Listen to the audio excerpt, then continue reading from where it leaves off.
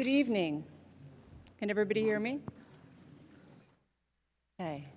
I'm Laura Barbieri. I'm chair of the Education and the Law Committee, and I'm delighted to welcome you to this panel discussion tonight of pilot plans and promises. Is desegregation K through 8 possible in New York City school systems? This panel discussion was put together by the subcommittee of the Education and the Law Committee for Diversity, and I am delighted to be here tonight to welcome all of the panelists that we have before you. Before I do that, though, I just want to thank the people who have put this together. They have done a tremendous job. And that subcommittee is here tonight, and they are Emmanuel Arnaud, Robin Singer, Deborah Ann Freeman, Gina Anderson, Christina Seta, Jarian James, Leslie Paglietta, Christine Green, and Andy Lane. I also really want to thank Gina Anderson.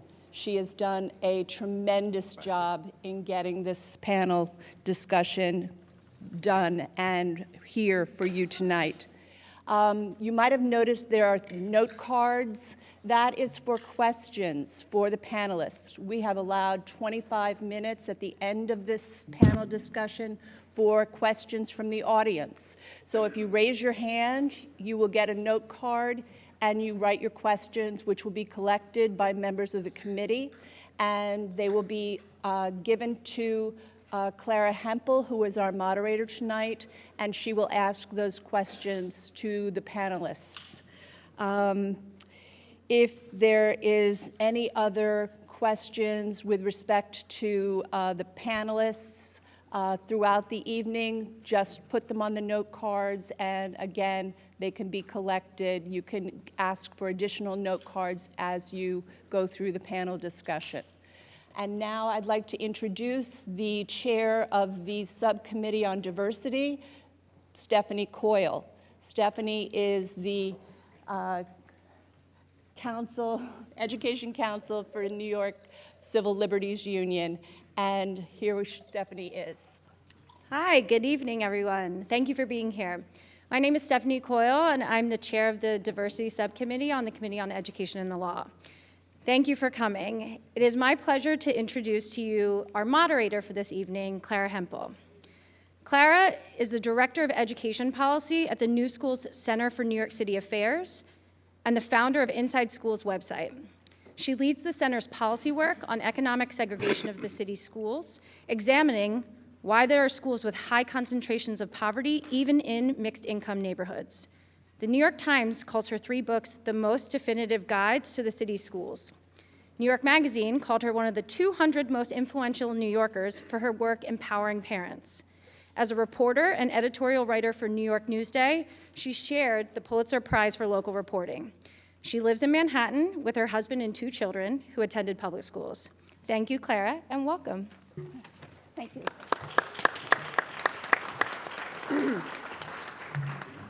This is going to be a great panel because we've got both national experts and local experts and people who all believe passionately that school integration is important, but also disagree on how best to achieve it. We have our 2 national experts. We have Dennis Parker, who's the director of the ACLU's Racial Justice Program, which works on issues such as the school-to-prison pipeline, racial profiling, affirmative action, indigent representation, and voting rights for felons. Before he was with the ACLU, he was chief of the Civil Rights Bureau of the New York State Attorney. He worked for 14 years at the NAACP Legal Defense and Education Fund, litigating scores of cases involving elementary and secondary education, affirmative action in higher education, and equal educational opportunity. He's a graduate of Middlebury College and Harvard Law School. We also have Richard Kahlenberg, who's a senior fellow at the Century Foundation. He's been called the intellectual father of the economic integration movement in K-12 schooling, and one of the nation's chief proponents of class-based affirmative action in higher education. He's the author of 16 books, and his articles have been published in the New York Times, the Washington Post, Wall Street Journal, and the New Republic. He's a graduate of Harvard College and also Harvard Law School. We have two of our local experts have arrived. We have Matt Gonzales, who's director of School Diversity Project for New York Appleseed, which is a nonprofit organization that advocates for integrated schools and communities in New York City and state. He coordinates a coalition called the New York City Alliance for School Integration and Desegregation. He sits on Mayor de Blasio's School Diversity Advisory Group. And he was a teacher in Los Angeles and has a master's degree from Teachers College. Emmy Liss is the chief of staff for the Division of Early Childhood Education at the city's Department of Education. She's the DOE's primary staff liaison to the School Diversity Advisory Group. She graduated from Brown University, where she was an editor of the Brown Daily Herald. And we also have another local expert is Brad Lander, who is a public school parent from Park Slope, also one of the most vocal advocates of integration on the city council. He spearheaded a plan designed to make sure every middle school in his district, District 15, has a mix of middle-income and low-income children. And he's a graduate of the University of Chicago and has master's degrees in social anthropology and city planning. So we're going to, each of these panelists will speak for 10 minutes, and we'll start with Dennis Parker.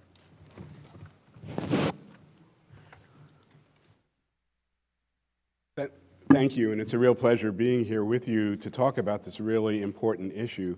I was asked to put the struggle to diversify schools in New York City in a national perspective, and I always, when I speak, like to get some hook to get into the subject. And so I was pleased when I got here and we met for a pre-meeting refreshments downstairs in a room in the John W. Davis room. And John W. Davis was the president of the American Bar Association, was active in the New York City Bar, was one of the leading Supreme Court advocates of the 20th century, probably argued more cases in the Supreme Court than anyone else. Interestingly, John W. Davis's last case was as a lawyer in Brown versus Board of Education. And he was representing the school districts that were seeking to continue to have segregated schools, to continue the Plessy versus Ferguson policy of separate but equal. And so it is ironic that this discussion would begin in a room that was built to honor someone who wanted to do the exact opposite of what we're talking about here. And it's important because it says something that here is someone who is rightfully honored for his legal career, but was taking a position that is now an extremely disturbing position. I think we tend to think about, when we think about Brown, we think about this as a Southern phenomenon, something that is far from New York City. And here is John Davis, the founder of Davis Polk, a prominent New York firm who was fighting for segregation in the 1950s. I often start a class that I teach on school desegregation by asking my students where they think segregation is worst in the country. And they usually list Mississippi and Alabama and Georgia and Louisiana, and then are shocked when I tell them that it is in fact New York that is the worst. And that if you look at the list of segregation in American schools, that all of the schools that they named are actually pretty far down on the list of segregation, which raises a lot of questions. We think of school segregation and we think of the pictures of buses burning in Alabama or in South Carolina, and we think of people standing in schoolhouse doors in Arkansas. We always think of these southern school districts, but now the problem is greatest in the north. And what I want to do is to set some sort of background for why that would be the case. And there are a few things I'd submit to you are the reason why that is the case. And one of it is the inability of the law to address the issues in terms of court cases, in terms of litigation, the causes of segregation, and the limitations of the law in dealing with that. Some of it is an inability of us as a people, as a country, to face up to the causes of the discrimination. And I think that until we do that, we will be in a position where we have the stark segregation that we have in so many of the northern school districts. Gary Orfield is a professor who has dedicated his career to monitoring the progress of desegregation in American schools. And what he has found is that the high point in desegregation was 1988. That from the period of around 1964 through 1988 was the greatest growth in the reduction of segregation in schools. And then since then, it has become increasingly segregated throughout the country. Again, part of that is the reason why things got better between 64 and 1988 was not so much that we became more enlightened as a people, but because the major cases that were brought in the South and were brought against school districts that had dual systems, that had laws that said you had to separate on the basis of race. And the jurisprudence requires that in order to show, as you know, a 14th Amendment violation, you must show intentional discrimination. So that the great mass of the cases that were brought to address segregation in the schools were brought in those states which were the low-hanging fruit, the ones where there were laws that were explicit, where there was no question what was going on. And it is in those school districts that the greatest progress was made between 64 and 1988. What happened after that is that schools have steadily become more segregated. There are a few different trends that are occurring. One is that the number of students has increased dramatically over the past 25 years, 7 million more students in the last 25 years than there were. The demographics have changed dramatically in that time. The share of white students in the United States has gone down from 67% to about 50%. The share of Latino students has increased dramatically. Black students have stayed about the same at 15% of the total school population. Asian students have increased, but far less than Latino students. And what has happened is in that time, the experience of students has changed. White students are more likely to have some contact with students of color, but because of the fact largely they are decreasing in numbers. But the isolation of Black and Latino students has steadily grown over the past 3 decades. And more disturbing and central to the issues we'll be talking about today is not only are we more racially and ethnically isolated, but we are also more economically isolated. And that the impact of economic isolation can be as stark as the impact of racial and ethnic isolation. And in fact, they are very, very much related. Again, the difference in the North and the South is that in the North we did not have the laws, the state laws that required segregation, but we did have segregation that was based on residential segregation. And unfortunately, the courts are not set up to deal with that. There is a sense that that segregation is not something that that can be remedied through a court case. I think we tend to want to believe that that somehow discrimination and bias is less toxic in the North. And in order to maintain that falsehood, we convince ourselves that people live where they choose to live, that the housing patterns are not the result of bias, which of course we know that structurally they are, that everyone from the government to individual actors have behaved in a way which have resulted to the hyper-segregation that is seen in the northern part of that country, and that in turn has an impact on school segregation. And so those are the issues that we have to deal with when we're talking about desegregating here in New York City. I have been involved. Next year, we will be celebrating, if celebration is the right term, the 30th anniversary of a case called Sheff versus O'Neill in Connecticut, which is a state court case that was brought to challenge segregated schools in Hartford, Connecticut. If you're familiar with Connecticut, you know that Connecticut, while being one of the richest states in the United States, has 3 of the poorest cities in the United States, Bridgeport, New Haven, and Hartford. And there are very striking demographic patterns. The 3 poor cities are surrounded by some of the wealthiest areas in the United States. And the racial segregation and the poverty concentration and the ethnic isolation are very stark between those cities and the surrounding suburbs. A decision was made by a group of national organizations. At that time, I was with the NAACP Legal Defense Fund, but the ACLU was involved, as well as local advocates who noticed the stark disparities in educational opportunities between the city and the suburbs. And unfortunately, we were unable to go into court, into federal court, to address it, because steadily since 1954, the federal court has been backing off of its enforcement of desegregation. It's striking that the Brown versus Board case and virtually all of the cases that came after that from 1954 to 1971 were decided 9-0.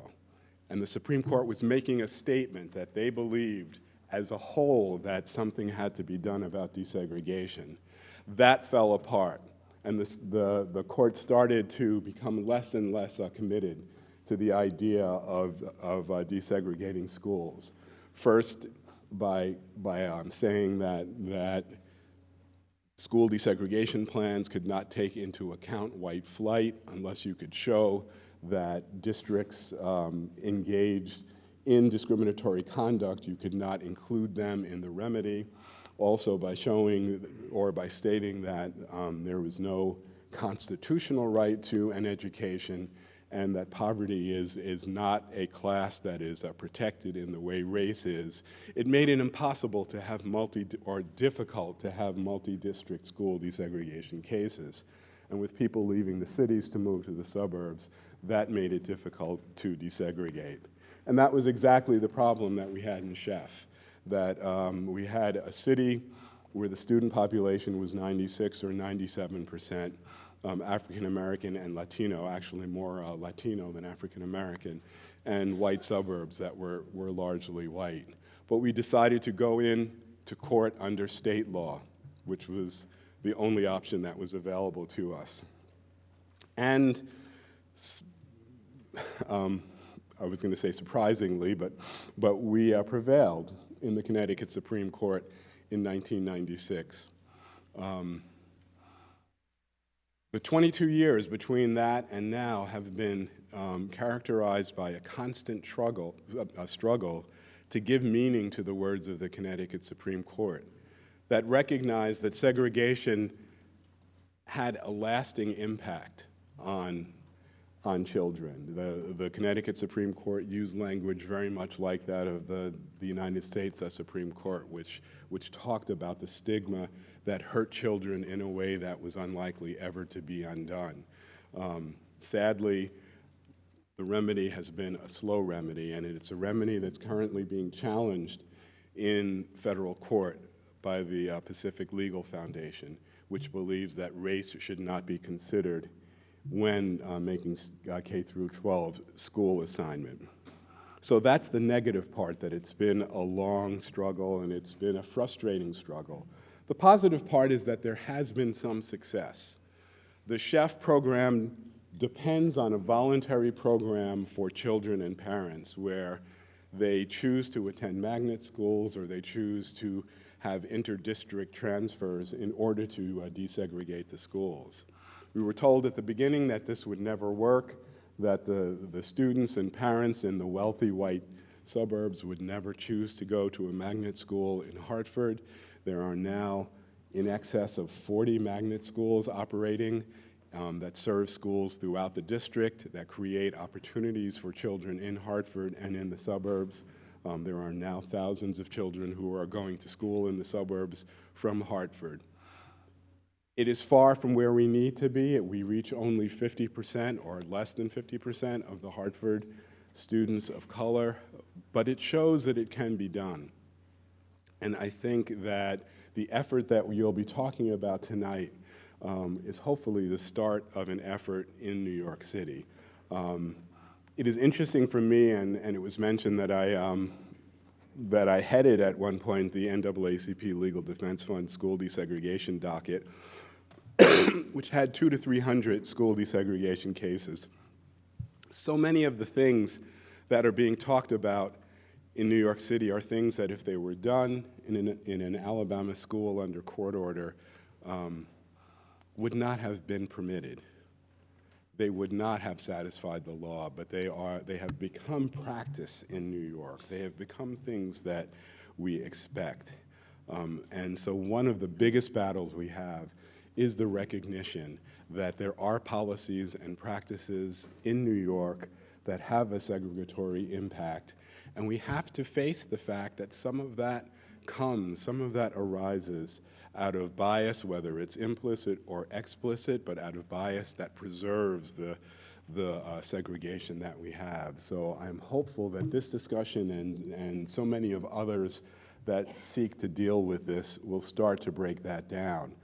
There is no question that schools that are integrated, that are economically diverse, provide more educational opportunities, particularly for low-income and students of color, but also provide benefits for all students.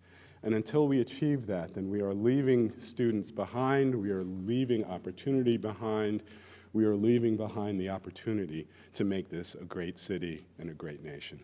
Thank you.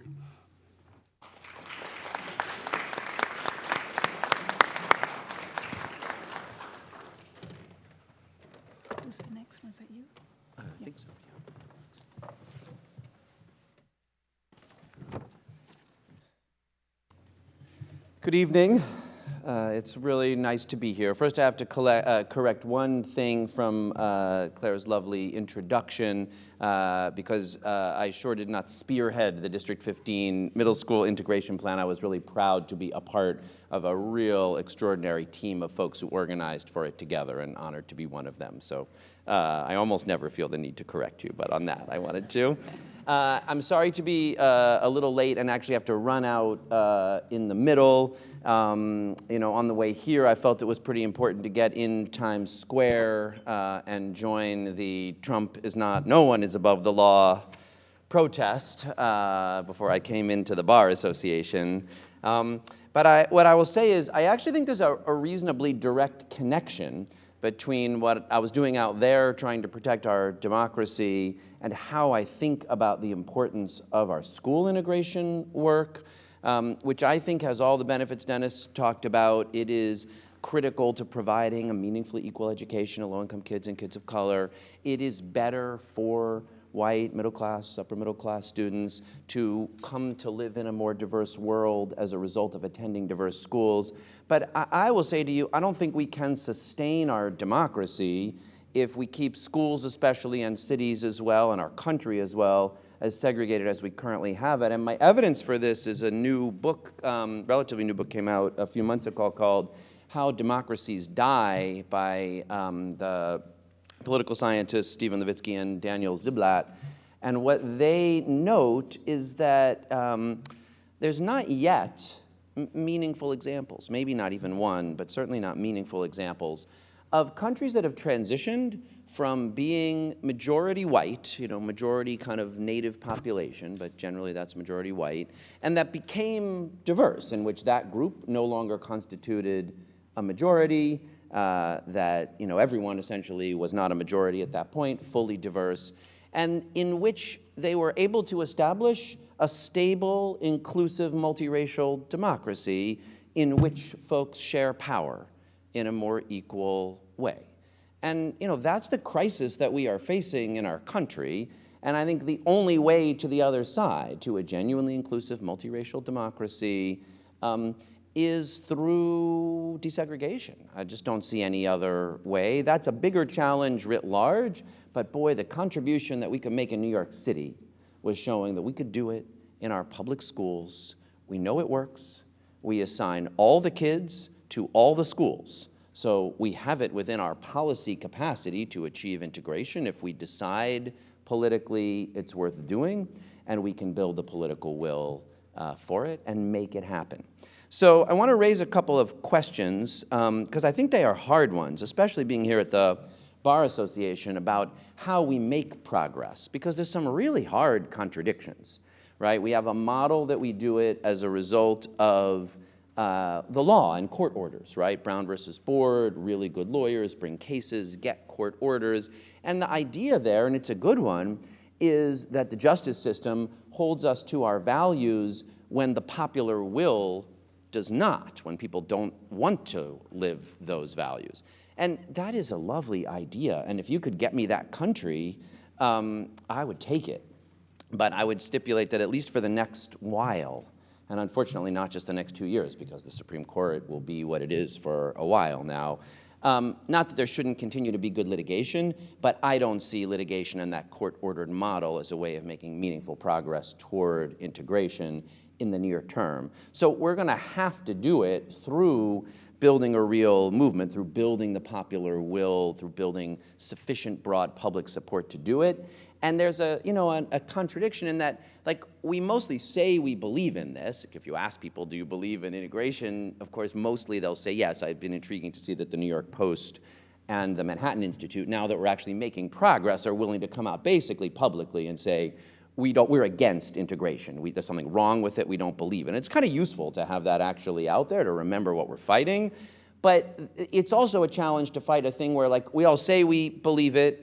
We have lived with for decades with a system that violates that value, that doesn't deliver it, and we don't really do anything about it. And we have not yet built a movement, a serious movement. I think we think because, like, there's newspaper articles criticizing the mayor for not moving fast enough that we've built a movement to do it. But before 3 weeks ago, when there were maybe 300 or 400 people at Boys and Girls High School, I think the largest rally in favor of school integration in New York City was when 75 high school kids from Integrate NYC stood on the steps of City Hall a year and a half ago. So, like, it's on us to build a bigger movement than that if we want to make a change this big. It is not an easy one, and we got a long way to go to do it.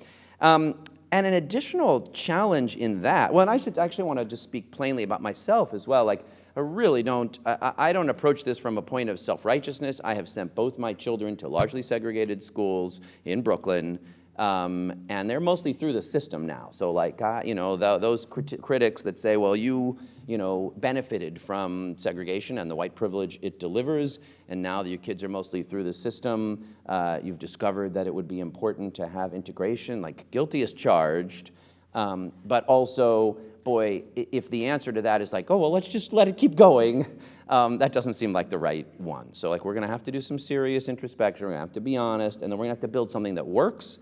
And a challenge I think we face, and I'm going to try to talk a little bit about how to address it, is about the balance between incremental progress, like making the next school and the next school and the next school somewhat more integrated, and the stark nature of the moral injustice that we are living with. And I'll just stipulate to you that I think we're just going to have to live with that. Like, it is a moral injustice bigger than, like, carrying a sign in a rally that would say 10% less segregated. But I don't think there's much choice other than building a movement and at the same time making incremental progress. And I think I'll try to make a little argument that I really actually think those two things can actually work together to build momentum rather than deflect it. And I think so far, the story of what we have moved together in New York over the last 5 years is starting to be a good case in that direction. 5 years ago, our schools were very segregated. They were about the same as they are today, not surprisingly, and almost no one was talking about it. Before the Gary Orfield's report from UCLA came out, before Nicole Hannah-Jones's The Problem We All Live With story, before a hearing we had at City Council as those things were popping, there was just almost no public dialogue about segregation in New York City schools at all. And for the previous basically several decades, we had just pretended that we didn't have school segregation as a public policy problem worthy of our attention. But over the last 5 years, that has changed somewhat as a result of the UCLA report, as the result of a lot of good journalism, as the result of some work the council's done to pass some laws requiring more data and oversight, as the result of really good organizing by the Alliance for School Integration and Desegregation, which you'll hear about from Matt, including the work of parents, educators out in our districts, and students through Integrate NYC, which is, to me, the most hopeful thing going on in the country, much less the city. And then as the result of some work by the Department of Education, which you'll hear about from Emmy, starting to move in a good direction. And it really did start slowly. Like, it started at one school, and I won't tell the whole story of PS 133 in Brooklyn. This was actually back in the Bloomberg administration, but basically they were building a new school, and just because the system kind of produced it, what they proposed essentially was one building with like a black school and a white school in it, and like 2 different doors and 2 different schools and 2 different principals. And finally, the folks in that district were like, okay, that is too far. And there was a push, and folks for the DOE's lawyers at first said, we can't use kind of tools to achieve more integrated admissions. But as a result of, I won't tell that whole story, some good local organizing and a little bit of power in the CECs, the Bloomberg DOE agreed for the first time to allow a diversity and admissions approach for one school.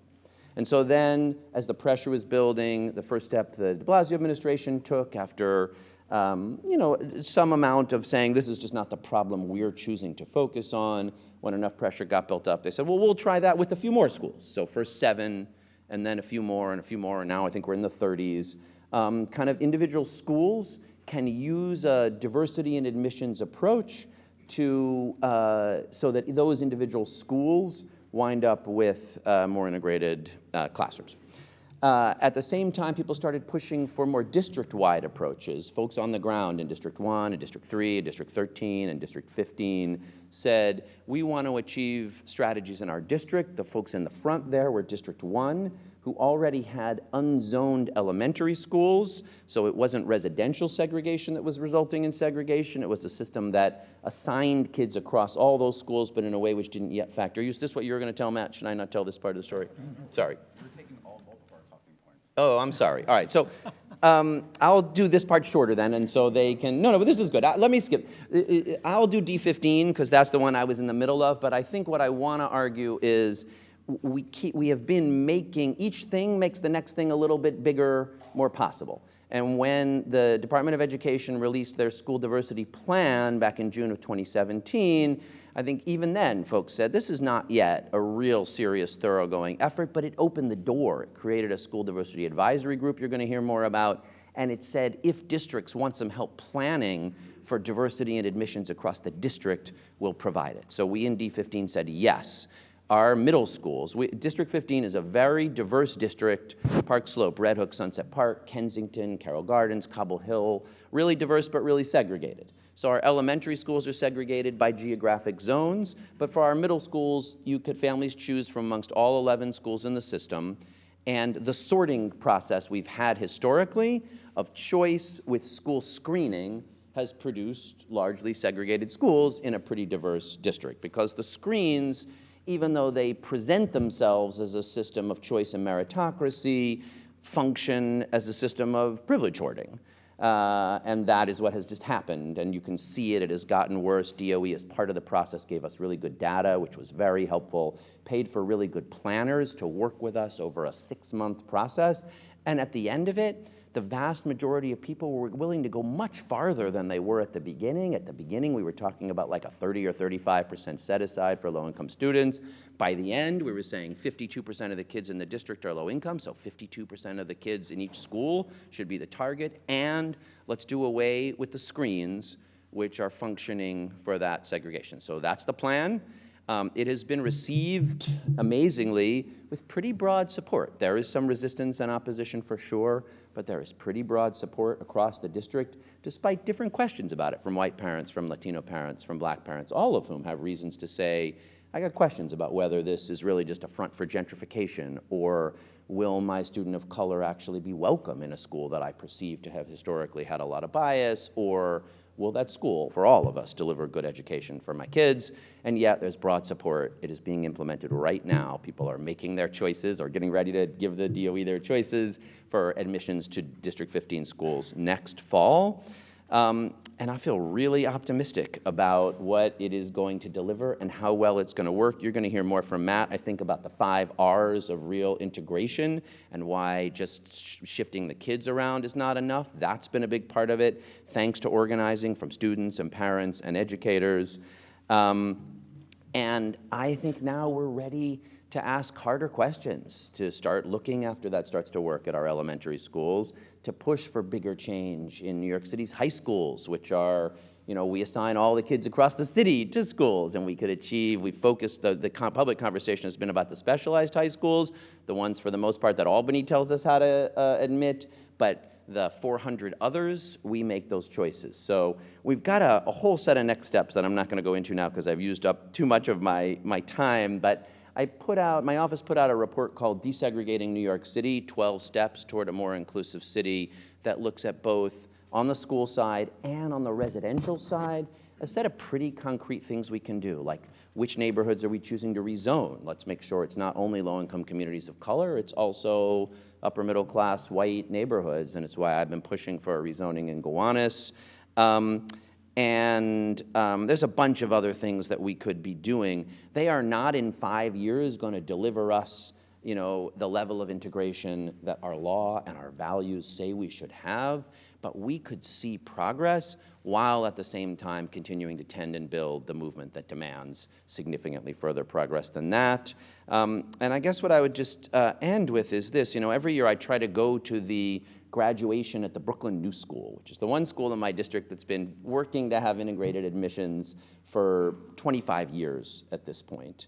And it's a little like going to those meetings of Integrate NYC, that high school wing of the school integration movement, because when you get yourself in that room and you see what happens, like when young people have actually had a chance to work together across lines of difference and race and class, and how well what they build as a result, you get a little taste of what it might look like to build that genuinely inclusive multiracial democracy, and you become convinced both that it can work and that it's really worth building a movement to fight for. So I'm honored to be in the middle of it with you guys. There is a long way to go, but at least we're not in denial. Thank you.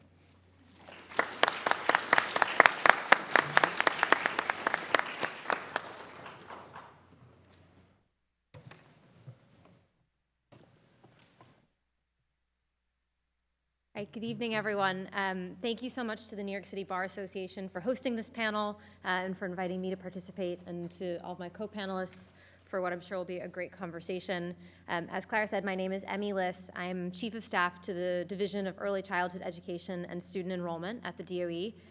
Over the last several years, the DOE has taken a number of steps to begin creating policies and enabling the creation of more diverse learning environments. Much of that has happened through the Office of Student Enrollment, and so that's a lot of what I'll talk about tonight, though it's more than, as I think you'll hear from across the panel, just a question about how we change who's in our schools, but how we think about creating really integrated learning environments for all of our students.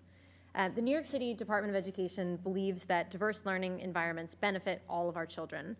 And when we talk about diversity, we often have conversations more specifically about race and socioeconomic status, but we like to think of diversity in broader terms. It's also about the cultural identity, the home language and country of origin, the immigration status and housing status, the life experience, the gender, the sexual identity and orientation, and the special needs and ability of all of the students and adults who make up our school communities.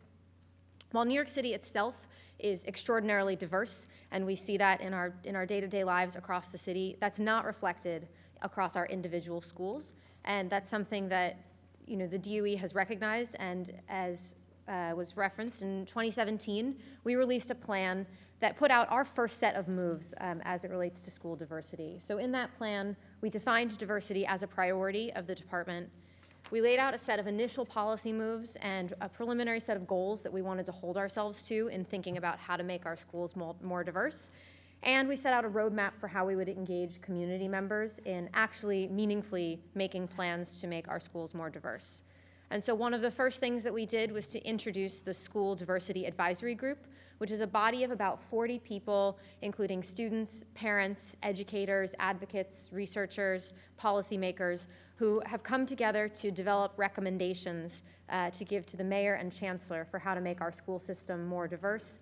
The School Diversity Advisory Group is very well represented up on this panel, and we have been working together over the past year to really begin hearing more from community members. We held town halls in every borough this year, and as well as a symposium just for students, and heard from almost 1,000 New Yorkers specifically about what school diversity means to them and what they want to see happen and change in their communities. And for many of the families we spoke to, they acknowledged it was the first time that anyone had asked them those questions, and we think it's important to continue getting out there and asking those questions rather than setting policy sort of ourselves back at the DOE. And so over the last several years, the DOE has taken policy steps, as have been mentioned and will be mentioned further by other panelists, I'm sure, to start addressing segregation in our school system. And we've been doing that through both bottom-up and top-down approaches. The Diversity in Admissions pilot program that Councilmember Lander mentioned, which started with 7 schools 3 years ago, is an opportunity for individual schools to come forward and develop plans for how they want to change their admissions priority structure to intentionally create more diverse environments. In 3 years, we've gone from 7 to over 80 schools that participate in the program, including everything from our pre-K programs up through high schools. And some of the ways in which we see this manifesting is schools that are in diverse neighborhoods but have a segregated student body are setting priority structures that will bring a more socioeconomically diverse group of students into their school. We see schools that are in gentrifying neighborhoods setting priority structures that will help preserve their schools as diverse learning environments and keep them from changing. And we see schools that are using this as a mechanism to start doing outreach to communities who never have considered their schools before, and to say that all are welcome here and we want to create structures that enable that. Centrally, the DOE has created new policies that eliminate barriers that for too long privileged those with greater resources to fare better in our admissions system. So things like an admissions method that gave priority to students who had participated in an open house or attended a school tour. We've taken that admissions method away and are examining the other admissions methods that our schools use and how they may privilege or advantage certain populations. We're also taking steps to create greater access. For the first time this year, middle and high school students can actually apply online to their schools and use a much more accessible online tool that translates into all spoken languages in New York City, is accessible on a cell phone, and use that with their parents to think about what schools might be right for them. We're creating virtual tours for the first time this year so that families don't need to get themselves to a school at 3 o'clock on a weekday, which we know, again, privileges certain types of families who are able to take the time to do that. The DOE is also thinking not just about admissions, but as I said, about how we create meaningfully integrated school environments and make sure that all schools are welcoming to students, no matter their race, socioeconomic status, or other characteristic. And so we are, over the next 2 years, investing $23 million in anti-bias training to make sure that every staff member across the DOE has been trained in anti-biased, anti-racist practices, and that we are truly creating school environments that are welcoming to all students. A lot of the change we've seen in the last few years has really been at the grassroots level, and the DOE has been proud to support several of the city's 32 community school districts in engaging in meaningful community-led change. And so District 1 was the first big pilot for us. In 2017, we approved the first district-wide diversity plan in District 1, which covers the Lower East Side and East Village. But the work in District 1 started many years ago thanks to the work of parent leaders and advocates who recognized that despite the fact that the district is unzoned, meaning that families across the East Village and Lower East Side can attend any of the district's 16 elementary schools, in what is an incredibly diverse district that actually does well represent the demographics of the city, the schools themselves were meaningfully segregated socioeconomically and racially, to the point that we had schools in the same building whose demographics could not have varied more widely. And so through the advocacy of local leaders, including parent leaders and school leaders and elected officials, the district applied for a state grant and beginning in 2015, started to plan for how they could look at admissions in a way that would actually lead to all of the schools better reflecting the broader community. And so last fall, we worked closely with district leadership and with parents and advocates to pass a plan in which we changed the admissions priority structure at every elementary school in the district so that each school would prioritize 67% of its seats for students who are low income, in temporary housing, or who speak a language other than English at home.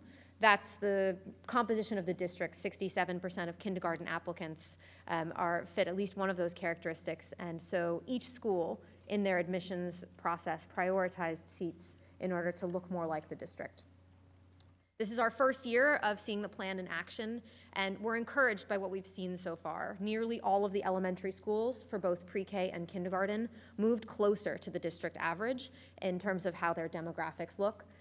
And it's not just about changing admissions, but we also established a physical center, the Family Resource Center, as we call it, which is a physical hub in the community where families can go to gain support as they're thinking about applying to school, to learn about schools that they might not have otherwise considered, and to have meaningful conversations about the opportunities within the district. And so we continue to work closely with the parent leaders there to make tweaks to the plan and again, are encouraged by what we're seeing. We know it will take time. The schools are not going to change overnight, but there's a real energy from the community to try to move forward. District 3 on the Upper West Side, covering about 59th Street to 125th Street, engaged in a similar process this past year looking at middle school. And there, the question really was, why are our middle schools across a district similar to District 15, where there are all different sorts of racial and socioeconomic communities? The middle schools themselves were quite segregated. And again, it had a lot to do with the way that schools were screening their students for admissions. And so here, again, with the support of parent leaders and school leaders, we've implemented a new approach to admissions that families are applying for this fall for students who will enter 6th grade next year, in which we've reserved a portion of seats at each middle school for our lowest performing students so that we can meaningfully move towards academic diversity, which we believe will also create all sorts of other forms of diversity. But the system that is segregating students by their academic ability, which often correlates to the elementary schools they went to and the characteristics of those students, we want to disrupt that effect in the middle schools, and we're excited to see what happens there. And in District 15, which I think you've heard already a great summary of what happened in the district, we were thrilled to engage in this sort of year-long process. And the DOE really took a backseat here, and we empowered this group of community stakeholders to bring their communities together and to develop a plan for how to approach middle school diversity. The only things I would add to the description you already heard is just the incredible work that went in to this process from the community organizers to make sure that all voices were represented. At public meetings that were held for families from across the district, there was translation support in multiple languages, childcare and food to make sure that families didn't face any barriers in participating, and an incredible outreach effort to ensure that the typically underrepresented voices were really at the table and had the ability to speak and share their perspective and influence the ultimate outcome. And I think that through that process, we saw just this really inclusive movement of families from Park Slope and Sunset Park and Red Hook, and who otherwise might not come together to have a conversation about how segregation is impacting all of their children and schools. We saw the results of that in this really transformative plan that I think we would say went further than we expected to see it go. And similarly, we've heard really positive support from across the district. This fall, as families are applying to middle school, we're engaged in a big outreach effort to make sure that every 5th grade family in the district gets a phone call to help support them through the application process. And we have started to see applications trickled in. They just opened up last week, so again, we're excited to see what happens next there. And really inspired by each of these processes, the city has committed a new set of resources to help communities plan. When we announced the District 15 plan earlier this fall, we also announced a $2 million investment that will allow the DOE to give planning grants to other districts to help them go through a meaningful community engagement process as they think about what diversity looks like and means in their community and how they might want to move forward and make change to their schools. So we'll be opening up an application later this year, coming into the winter, to allow districts to apply for those funds to engage in a process at their local level. And so I think for us, we're in the midst of what we feel is a really exciting moment. I think we too recognize that for too long, New York City schools have been segregated, and it took us a long time to get here. It's going to take us a long time to make change, but we're encouraged by the support we see from communities across the city, by the leadership from our chancellor and the mayor on this topic, and from all of the grassroots movement coming together across the city, from parents, from students, from educators. And we're thrilled to be able to partner with all of those communities as we work towards more meaningful change. And we're looking forward to continuing to do that and the work of our School Diversity Advisory Group, which we know will continue to push the system forward.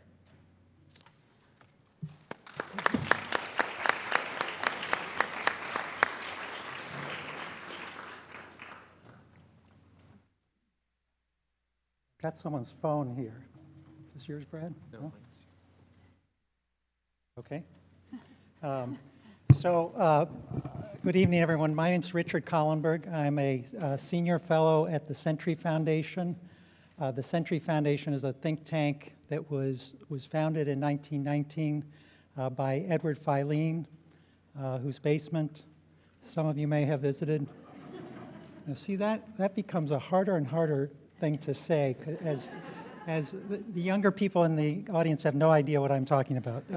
It was a department store that was dedicated to really making clothing accessible to people. Filene was this amazing Republican, progressive business person who cared a lot about inequality in our society. And so that's what we at the Century Foundation are focused on.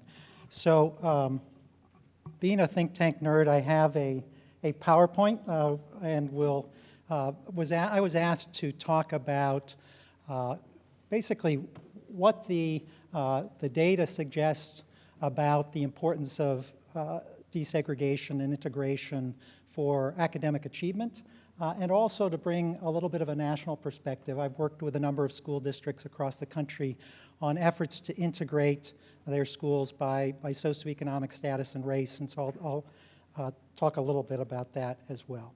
So this has been touched on by others, but I think it's important to distinguish between two big reasons why integration matters and why it is a benefit to all students.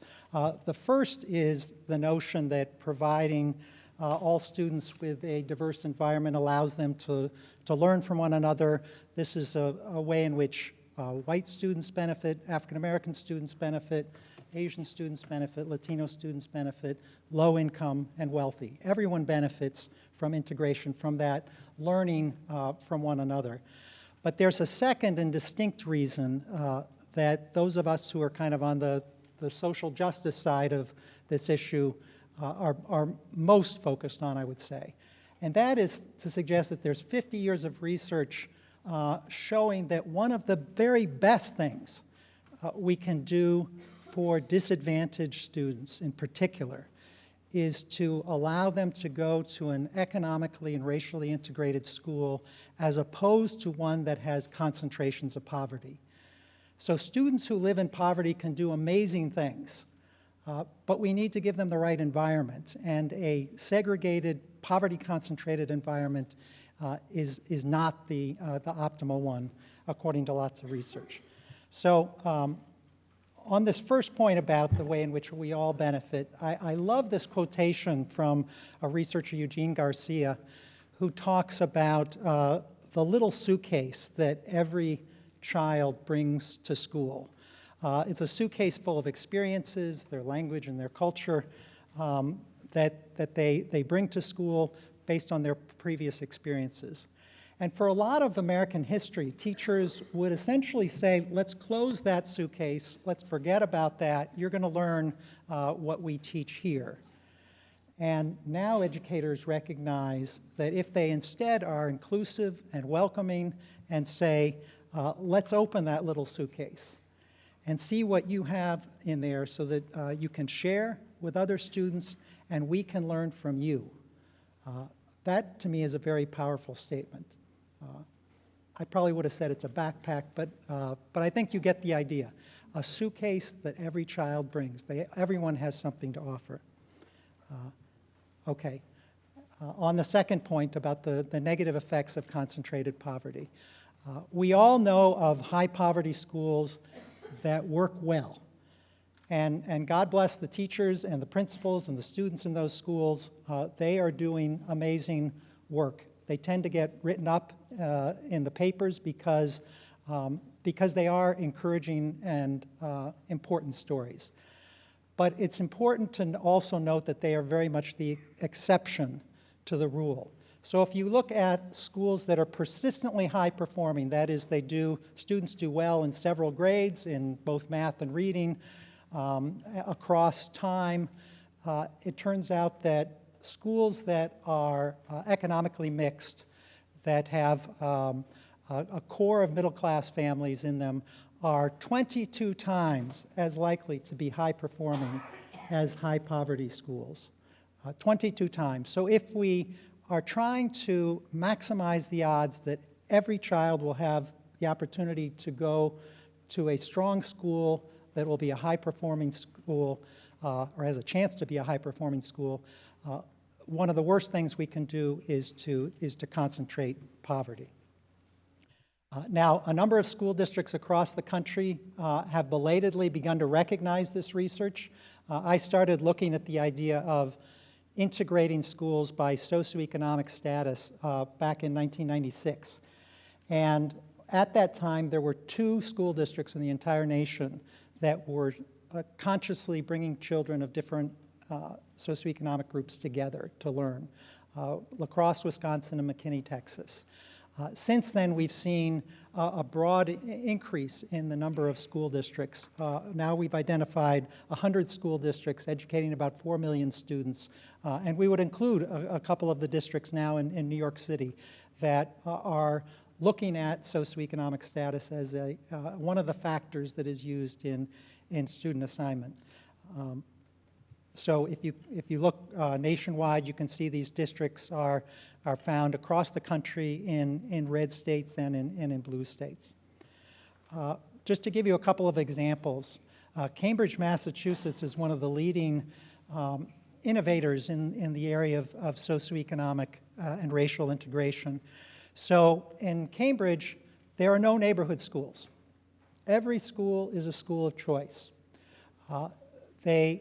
Each school has something that makes it distinct and interesting. In essence, each of the schools is a non-selective magnet school. So it'll have some teaching approach or theme that makes it special. Parents then choose among a variety of those schools, and importantly, the district honors those choices in a way to achieve integration by socioeconomic status and, as a corollary, by race. And so their goal is that the district should be within 10 percentage points of the average district-wide free and reduced price lunch percentage. And for those of you who don't spend a lot of time in education, free and reduced price lunch is the national program that provides subsidized lunch to those families, typically earning below $40,000 a year. Now, New York City obviously doesn't have the demographics of Cambridge. It's not 40% low income. The numbers are much higher here. But there are districts across the country, like Chicago, where actually they have even a higher percentage of students who are low income, and nevertheless they are seeking to integrate, beginning with a subset of schools. And so I worked with the Chicago Public Schools to try to integrate the magnet schools and their selective enrollment schools to try to get a healthier economic mix in the school, which also translates into a stronger racial mix. Dennis, I don't think you went into the PICS decision in too much detail in your comments. You didn't. I did. Yeah, and so but let me just put that on the table, that part of the reason that some of these districts are using socioeconomic status is that there are fewer legal restrictions on using income as opposed to race. And then a third example to cite is Montgomery County, Maryland, right outside of Washington, D.C., where they have an inclusionary zoning policy for housing. And many of you may be familiar with this concept. Basically, when a developer builds a certain number of units, she needs to set aside a proportion of the units for low-income and working-class families, those with modest income. And so that's been a way, given the fact that most students attend neighborhood public schools, that's a way to help integrate the schools as well as to integrate neighborhoods. So quickly, let me show some of the results in these schools. In Cambridge, Massachusetts, you can see the graduation rates for African American students, for Latino students, and for low-income students are substantially higher than they are in the state of Massachusetts as a whole, and much higher, almost 20 percentage points higher than in Boston, where the schools are much more economically and racially segregated. So Cambridge's integrated program appears to be having a positive impact on graduation rates. And you'll see that the white students continue to do quite well in Cambridge. So they're not only benefiting from the diversity, but they are also graduating at high levels. Last slide I want to show goes to the results in Montgomery County, Maryland, where I mentioned they have the inclusionary zoning program. And Montgomery County provides for researchers what is kind of a wonderful experiment about what counts most in education, if you're concerned about the academic achievement results. So Montgomery County does two things. They have the inclusionary zoning program, which allows some low-income families to live in middle-class neighborhoods. They also have a progressive spending policy, where they will devote about $2,000 extra per pupil in the higher poverty schools in Montgomery County. So the question became, if you are a low-income student, where do you do better? Do you do better in a school that spends extra, $2,000 more, for good things like reduced class size, better professional development for teachers, extended learning time, or do you do better in an economically integrated school that doesn't have those extra resources? And what was nice about the research design in this particular case is that families were randomly assigned to public housing throughout Montgomery County. So because public housing is so scarce, people take whatever they can get. And so it's not that a certain type of low-income family was deciding to live in a middle-class neighborhood. They were randomly assigned. And it turns out that the students in the green zone, which is the more affluent schools, over time did far better than the low-income students who were in higher poverty schools that had these extra resources, the $2,000 extra per pupil.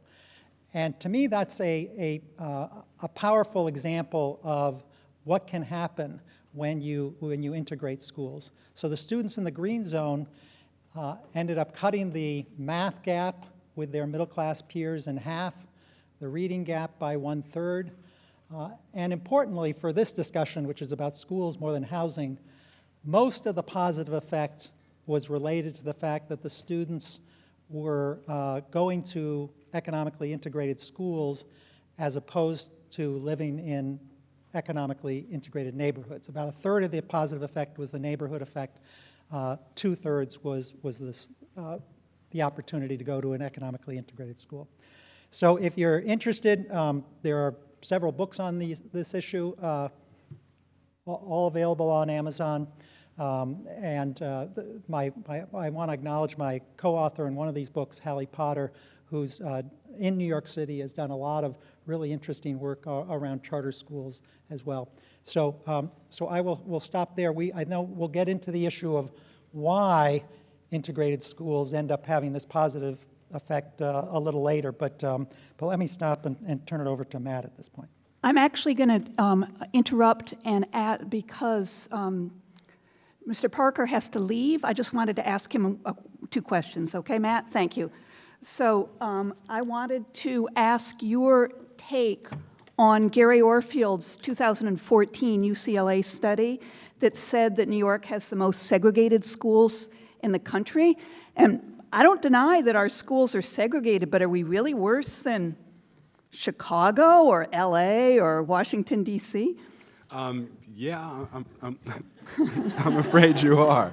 And it is, it is striking because unlike some other school districts that are whole counties that may cover a really large distance, it is possible in New York to create schools that are far less segregated, and so many policies and practices have worked together. So I believe that he is accurate in that.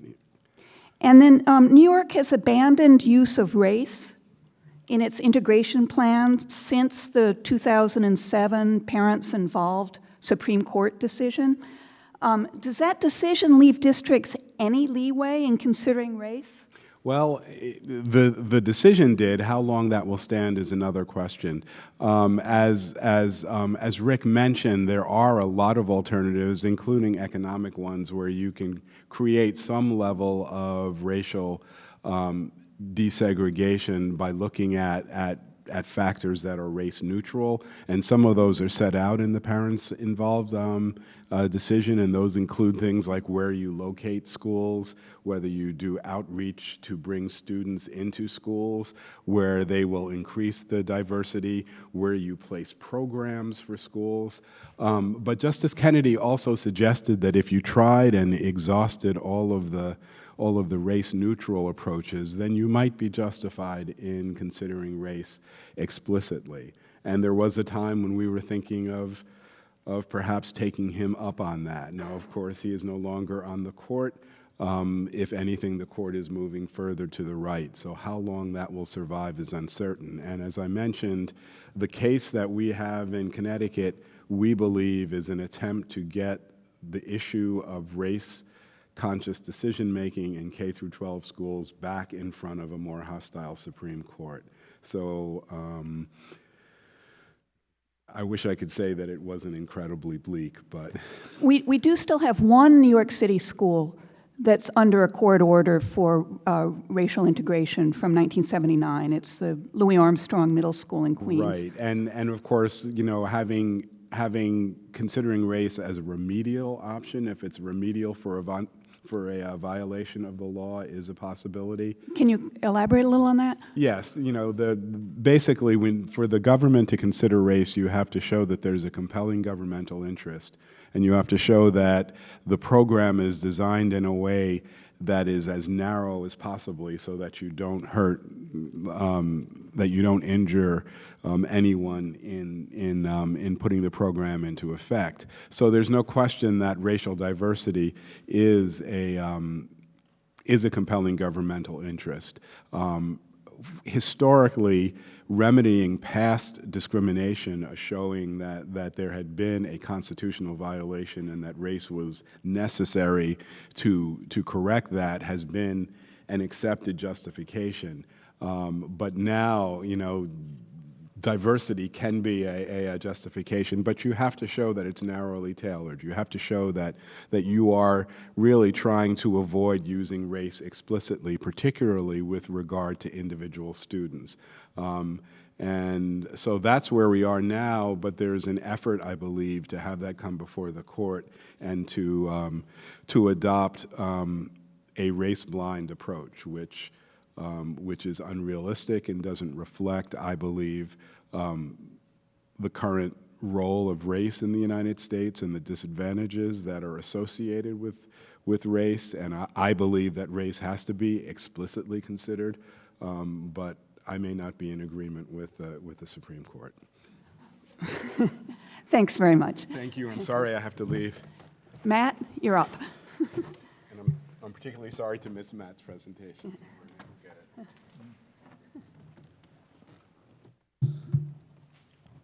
Hey, everybody. How's everyone feeling? Yeah. So I will do my best to make this brief so that we can get into more of a discussion. I don't like talking at folks, and I doubt anyone likes that either. So thanks for having me. It's always a wonderful and unique experience to stand in a room where the walls are filled with white men, and to just think about what that message means. And I say that to make a joke, but I also think that actually is relevant to some of the remarks I want to say. And so, I'll talk a little bit about what I do at New York Appleseed, but I also wanted to start off talking about why I do this and what kind of brings me to this work, because that just felt present for me today, because I'm not good at writing notes, and so I wrote 5 bullet points down, and I'm gonna try to stick to them. And so I grew up in Los Angeles. I grew up in a community called Inglewood. It's a predominantly black and brown community, very low income community. And so I grew up between K through 8 going to what we would consider racially, economically segregated schools, serving low income brown kids like me. And when I went to high school, my family moved out of the community for gentrification reasons that are frustrating and annoying, but we moved to a different community, and so in that process, I was given an opportunity to go to a different school. And so I ended up attending a school called Westchester High. If you've ever flown into Los Angeles, the community that surrounds LAX is called Westchester. It's a predominantly white community. It's historically been a predominantly white community.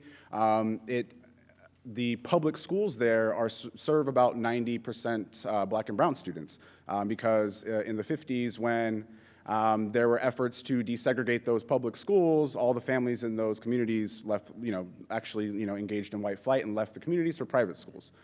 So I was bused into a predominantly white community with a bunch of other friends of mine from Inglewood and from Hawthorne, from other low-income black and brown communities.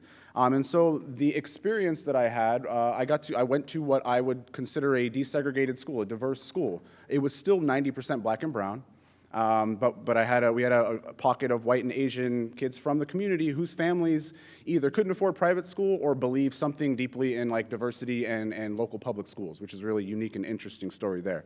And so I to this day, have a really rich and diverse group of friends that make my life wonderful and exciting and unique. And if that's where the story ended, that would be it. That would be amazing. However, entering into that community every single day, we took the bus for the first couple of years until I was old enough to drive. We all drive in LA. And so once we were able to drive, me and my friends would drive together. We'd pick each other up, we'd drive into the community. Every single month, once a month at a minimum, we would be pulled over for nothing. DWB, just driving while black or brown.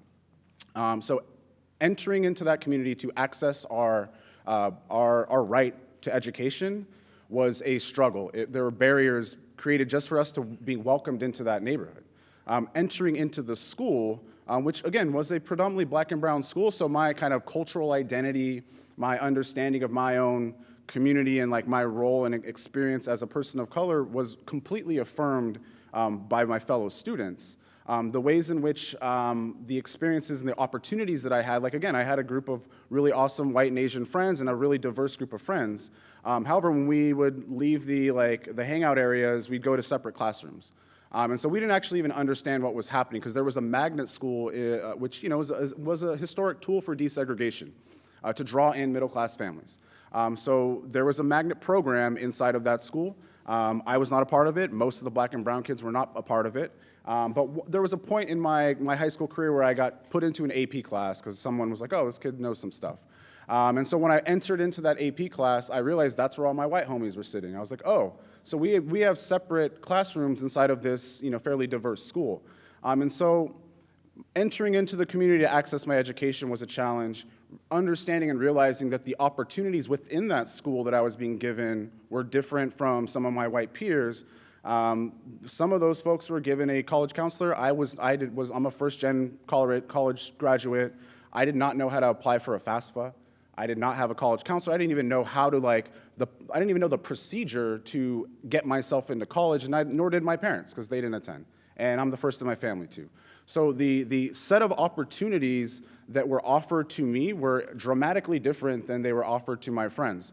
That does not mean I did not get a wonderful wealth of opportunities. I engaged in a lot of cool programming. I got a lot of cool arts programs, a lot of amazing things that I think really bring me to this room today. However, I think when we're thinking about integration, desegregation, if we're premising the work on a system that is going to create separate opportunities for different kids based on, values that we place on kids and families, I think we're doing a huge disservice. And so in that vein, I wanted to read a quote from Dr. King that has been super present for me lately, because it really sums up a lot of why I think about this work and the tensions that I have with it. I've come upon something that disturbs me deeply. We have fought long and hard for integration, as I believe we should have, and I know that we will win. But I've come to believe that we're integrating into a burning house. And that quote for me, and I think for many people, has been used for decades to either say integration can't work or is not right. And for many years, I thought that was true, because even attending what I thought was a desegregated school, there were still challenges and tensions. And so for many years, leaving high school, eventually becoming a special education teacher, teaching in predominantly black and brown schools, I was like, all we got to do is just serve our own and kind of live into that, because I don't have faith that white folks are going to do the right thing, because they never have, and I'm pessimistic in that way, and I still am, especially after this week. But two, I think it's really important for us to acknowledge that the system of education as it was conceptualized and designed was never designed to serve the needs of black and brown students. It was premised on segregation and the maintenance of an economic stratified society.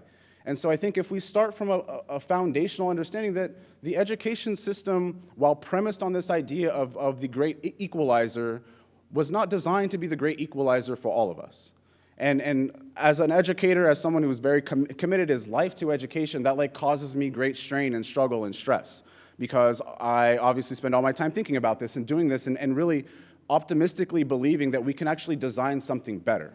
And so part of that tension I think I bring with this is really thinking about the history. After Brown, there was mass firing of black teachers in the South. There was the importation of black and brown kids, mainly black kids actually in the South, into white spaces where they experienced physical, intellectual, and academic violence that traumatized them. And they got a house now, but they have trauma. And so I think as I think about how I approach this work, that history, the American history of desegregation and integration is with me. My own personal history is with me. And so the way I come to this is that there's no easy answers.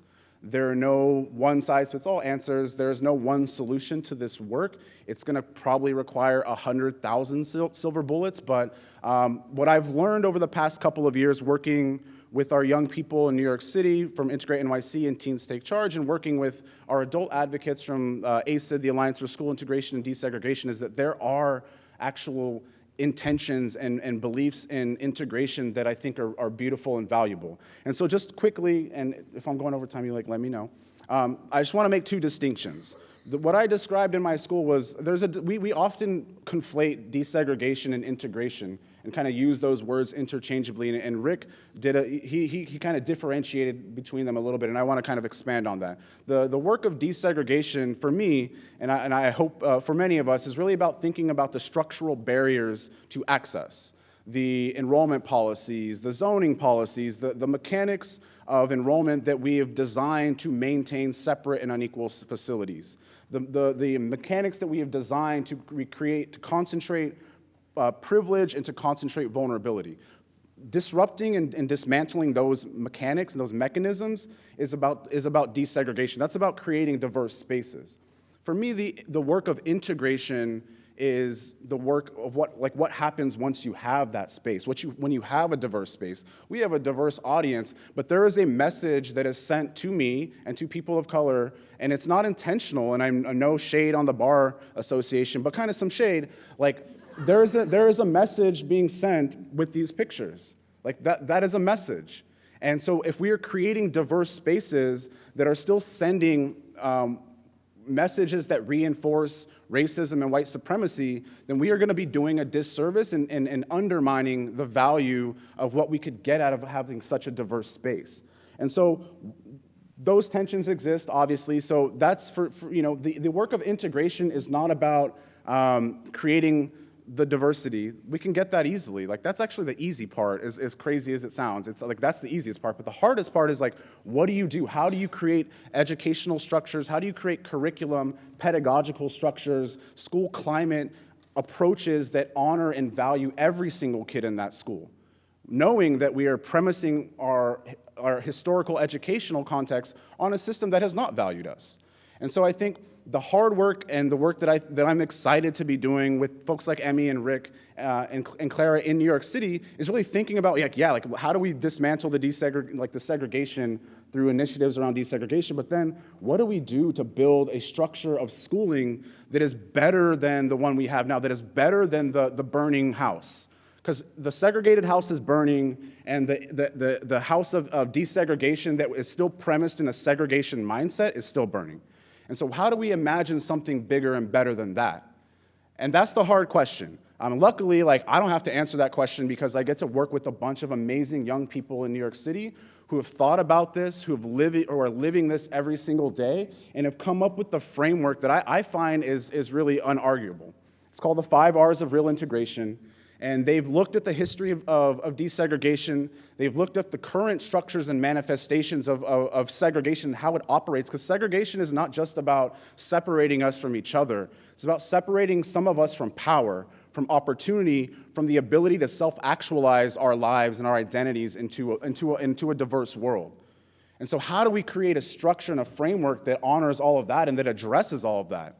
And so our young people have picked out these 5 pieces as they've designed it, they've thought about it. And so the first R is about race and enrollment. It's about designing enrollment policies to desegregate our schools that take race into account, legally, obviously, but also understand that the mechanics of racism don't have just to do with the way that I look. They operate in the way that one's linguistic diversity may manifest. They operate through socioeconomic mechanisms. They operate through the way that we assign disability status to students. So I think that part of it is thinking okay, how do we have a complex understanding of what enrollment would look like that is really considering racial identity as a comprehensive, complex set of issues. The second piece, and I'll run through these quickly so we can get to the conversation. The second piece is about resources.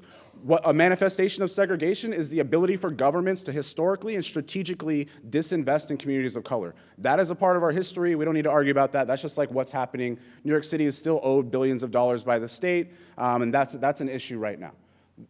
And we cannot have a truly integrated system if it's not equitably funded. That's just a reality. The third piece is about what happens inside of the schools. How do we build affirming, culturally competent educational spaces that dismantle the structures of Eurocentrism? If I'm not learning the history of not just Chicano, Mexican people, but black folks before slavery, and Asian folks before the Chinese Exclusion Act, then we are doing a massive disservice to all of our students so that we are growing up having a racially illiterate population, and we've seen what that has done to us. The fourth piece is about discipline. What we know in diverse spaces is that people of color are disproportionately going to be penalized, criminalized by structures of law enforcement, school-based enforcement structures. In 2016, 99% of the kids that were handcuffed were black and brown kids. 99%. that means the implication is that somehow we necessitate the need to be incessantly punitive against us. And so if we're not building educational spaces that are restorative and that steer away from punitive policies that, again, are not educationally beneficial and that harm and traumatize students and that, again, undermine their opportunities for education, then we are not really actually doing the deep work of integration. The last piece is really about thinking about those teachers that we lost and that we've never recouped in this country. We lost so many black teachers and professionals after the desegregation in the 40s and in the 50s and 60s.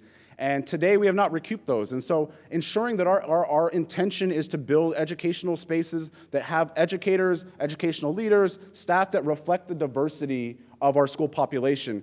No shade against white educators, love y'all, but like 80% of our educators are middle-class white women in this country. And a very close percentage of that is in New York City. Like, we need to actually do better about ensuring that our young people can see themselves reflected in the curriculum and in the like leadership. And if we really think about doing all of these things together, that for me is really the work of integration. And that's not easy, but that also is not radical. The Department of Education is already doing all 5 of these things. They're just kind of doing them separately. And part of the work we've been trying to do on the advisory group is to pull that all together and to create a framework and a structure, a policy and practice that honors all of that work and then does the work of integration in an authentically and meaningful way that humanizes all of us. That's all. Thanks.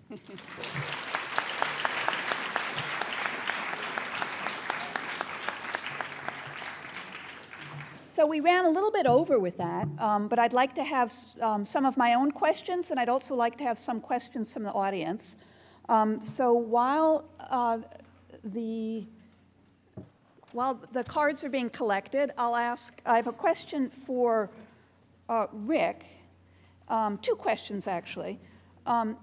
You say that socioeconomic integration is one of the most effective ways to improve student achievement, and that low-income and working-class children should be in schools that are predominantly middle class, which you define as schools that are less than 50% free lunch eligible. How does that work in New York City, where we have about 75% of the children are free lunch eligible? Sorry if I stand up. Sure. I can't see anyone over here. Yeah.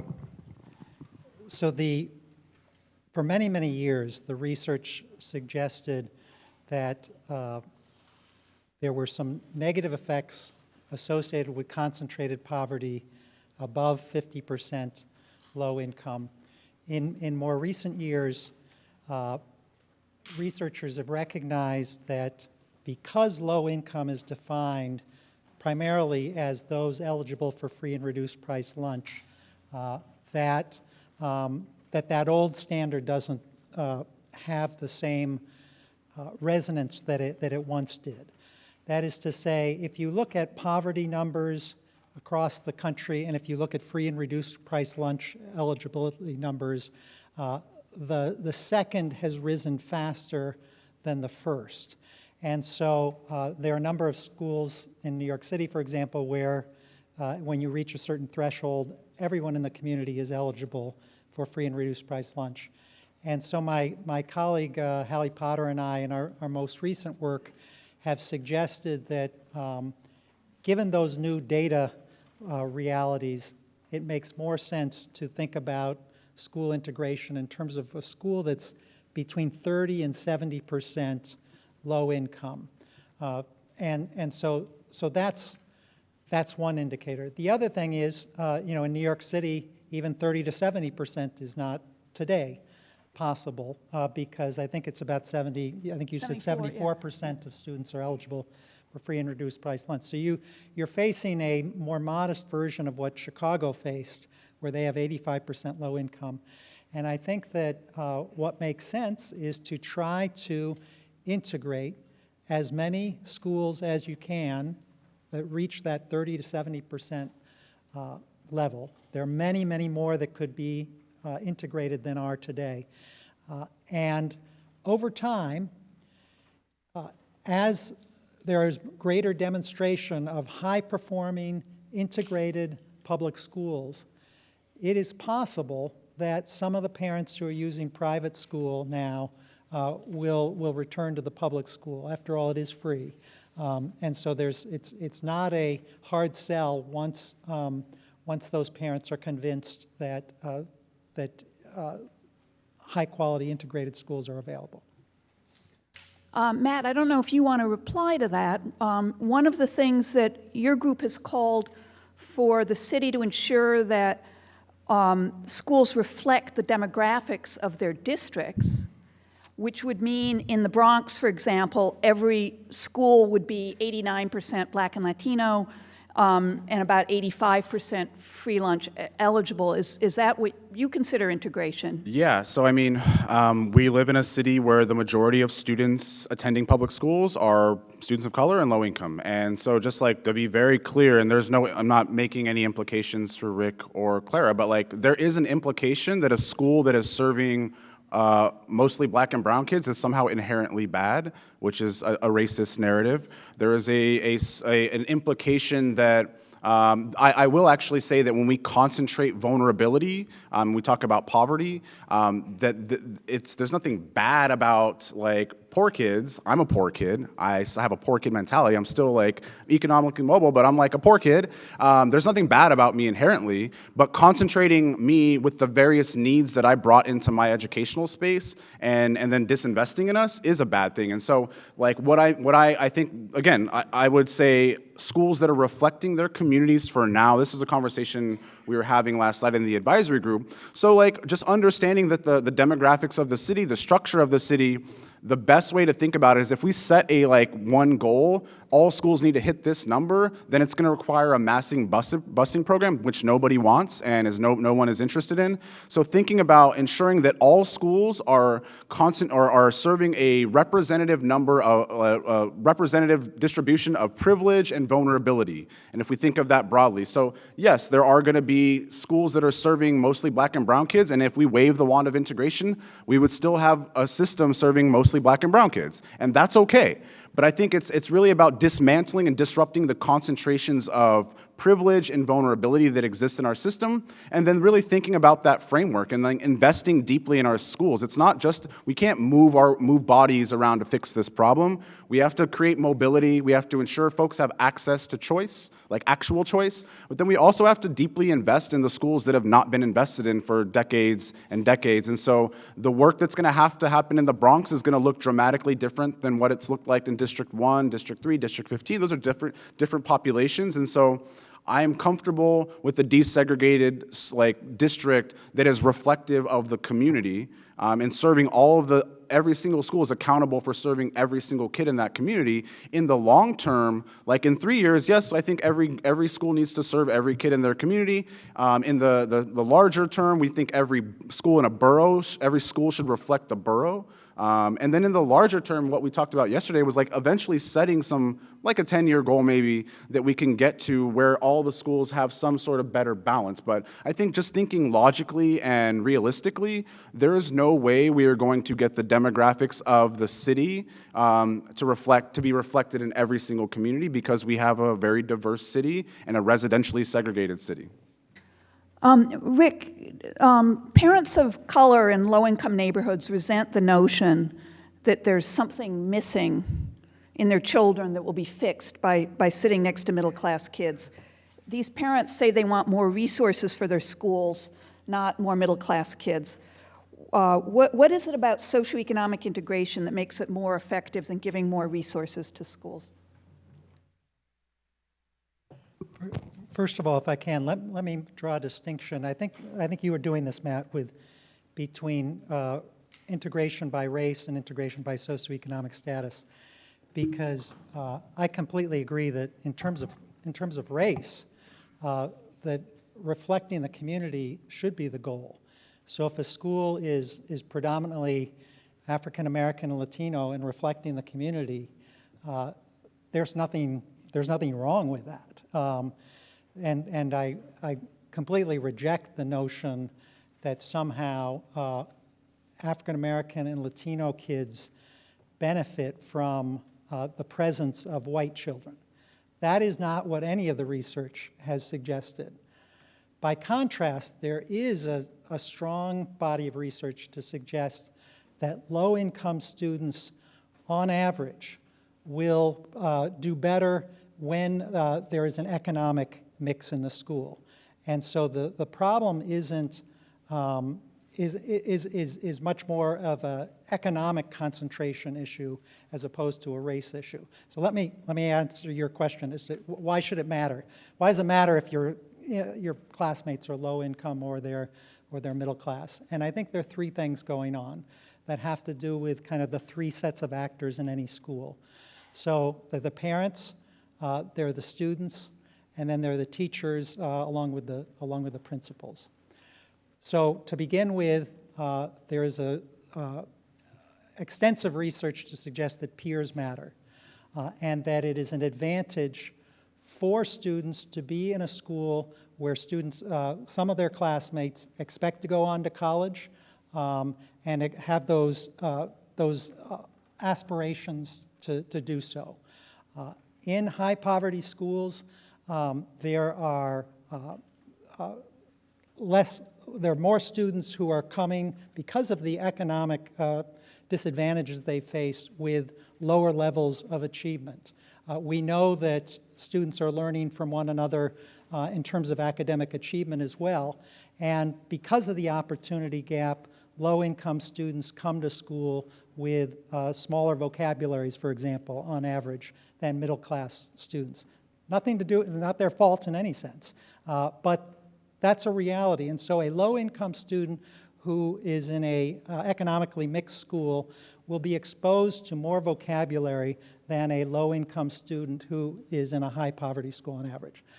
Second piece are the parents. And again, there's a strong body of research to suggest that having parents who are in a position to be actively involved in school affairs benefits the entire school community, all the students in those schools. If you are struggling economically, if you don't have a car to get to the PTA meeting, if you have constrained hours so that you can't get to those sorts of the back-to-school night, it's totally understandable that there would be lower levels of parental involvement in high-poverty schools. Nevertheless, it's a disadvantage for all the students in that school, and when there is an economic mix in the school, there will be some who can be in a position to be more involved in school affairs. Again, completely a class issue, not a race issue. Upper middle class, African American, Latino family parents are just as active in school affairs because they have that flexibility, just as interested in education. But there are economic constraints to parental involvement, and that affects everyone in the school. The third piece are the teachers, and if life were fair, the high-poverty schools would get the best teachers. We know, on average, the opposite happens. There are, of course, great teachers in high-poverty schools, but on average, they're less experienced. There's higher levels of turnover in those schools. And so, for all three of those reasons, we can see why it was that in places like Montgomery County, having the opportunity to attend an economically integrated school had even greater power than spending extra resources per pupil. Thank you. I'm going to go to some of the questions now. What about Asian Americans? They're not black, brown, white. Where do they fit all in this? Questions of race and equity and school integration. I'll take that one. The Asian diaspora is massive in New York City. It's massive across this country. The ways in which we talk about the Asians is is a function and a mechanism of racism and white supremacy. So the concentration of all Asian folks into one category is specific by design to disempower and kind of ensure that we don't have a complex understanding. And so Asian folks absolutely need to be engaged into this conversation, and I think folks like myself and other people in the advocacy community, I think have had blind spots in many ways, because up until very recently, we haven't had a huge presence of Asian voices in the conversation, and so I have to take responsibility for that. But I think overall, when we think about breaking down the kind of category of Asian folks in this city, en masse, the majority of Asian people are being harmed by this school system, or not being served effectively by this school system. And so it is entirely in the interest of all communities, really, again, all communities of color who've experienced historic oppression to be engaged in this conversation. There's a very small subset of Asian community members who are doing wonderfully, and those voices need to be heard too, but those voices have tended to be the loudest in these debates, and have ultimately drowned out some of the Asian communities that are experiencing the highest levels of economic insecurity, who are not having their linguistic needs met in our school system. And so the work, I think, of advocates is really to open our arms and ensure that we're creating spaces that include the voices of our Asian partners, our brothers and sisters, but also understanding that in the Latinx community that I come from, there's anti-Black racism. In the Asian community, there's anti-Black racism, and if we're not addressing or disrupting those functions of anti-Black racism in our own communities, then we are never going to really be able to build solidarity. And so I think there's a tension that we need to address, but I fight with my Latinx family when they say anti-Black stuff all the time, because we have to build a kind of solidarity, again, not just with people of color. There are many white folks in this city who are committed to racial justice, and so ensuring that our conversations about integration, about equity, are inclusive of all of those voices committed to racial justice. They must include Asian families, and I think that, again, like, we have done a disservice to our Asian community members in a lot of ways, but are really working hard through our youth work and through our work with ACID to try to build more partnerships and bridges with our community partners. And as the shooting in the synagogue shows, there are also white people who are the victims of racism and discrimination. This is a question for Rick.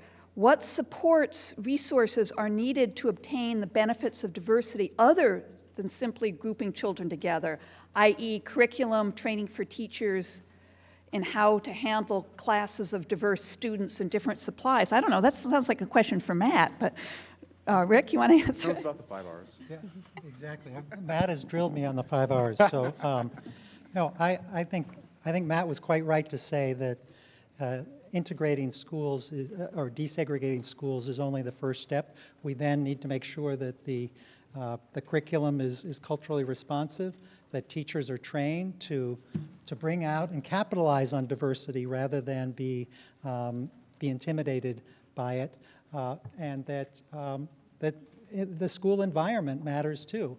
I mean, when you do look around this building or this room, it sends such a powerful message, and we think of this as something that happens on southern campuses where they have the Confederate statues, but it happens all around us every day. All of these things matter tremendously, and but I think the other thing to mention is that although the challenges are very, very deep and powerful, they can't be used as an excuse to remain segregated, because I do hear that as well. That you know, when we bring kids together of different backgrounds, go to the lunchroom and everyone's sitting in separate tables, that's a failure of educators. That's not an excuse for failing to desegregate in the first place. I'm going to answer this one, which is, what was the result of the fight over the rezoning of schools on the West Side? What is the lesson?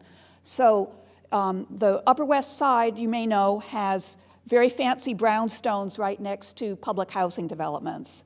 And for many years, there was one school on West 61st Street that just served kids from the projects, and there was another school that mostly served higher income kids. And as a result of a rezoning, the Community Education Council, which is the parent elected body that draws the zone lines, scrambled them all up. What's happening now? 199, which used to have mostly white kids in the zone, now has kids from the housing development zoned for that school, but they're not going there. They're choosing not to go there. 191, which used to be mostly kids from the housing developments, was rezoned to include some white kids, and they're not going there. And then there's when I say not going there, not very many of them are going there. I mean, and then the third school, 452, does have a mix of, Emmy's nodding, so I'm right, okay? Yeah. So there must be something in the culture of those schools which is telling, I'm just assuming, that's telling some kids you're not welcome in this school, or you don't feel welcome, or there's not people like you, or something. And so the rezoning was a good first step, but it's clearly not all we need to do. And it's also clear that parents won't send their child to a school that they think is not going to work for them, whatever the zone lines are. Emmy, you want to add to that? Yeah, I think that what you're talking about in terms of the patterns we've seen, and we have seen some change in the enrollment patterns if you look at just the youngest grades at those schools. So if you look at pre-K and kindergarten, we see the demographics shifting a bit. But you're right that it has not been seismic by any stretch, and that speaks to the need to do more than just redraw the zone lines and recreate admissions policy, but to do things like create the Family Resource Center like we did on the Lower East Side, to educate families and overcome some of the reputations they're hearing, the word of mouth from families in their building about, you know, that school's not for you.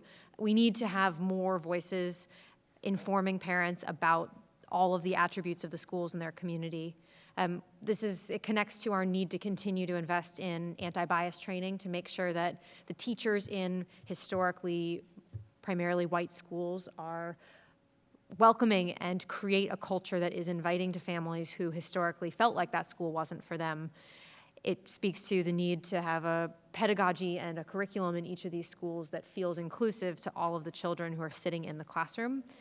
And so those are all investments that we're making, and they will take time to bear out. And we'll see some change on the basis of admissions alone, but it's not enough. It seems that there's an assumption that selective schools must be abolished to achieve diversity. Is there any room for academically selective schools in a city committed to desegregation? Sure. I can start, and then I think I know others up here have opinions about this. So many of many of schools in New York City have selective admissions methods where students on the basis of academic or other criteria are admitted to their schools.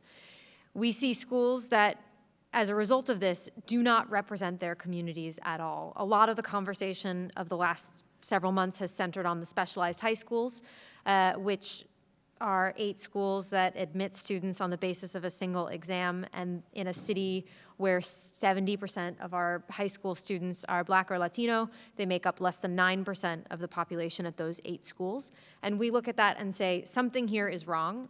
This is how can we have a system that is resulting in this kind of outcome and still be fair?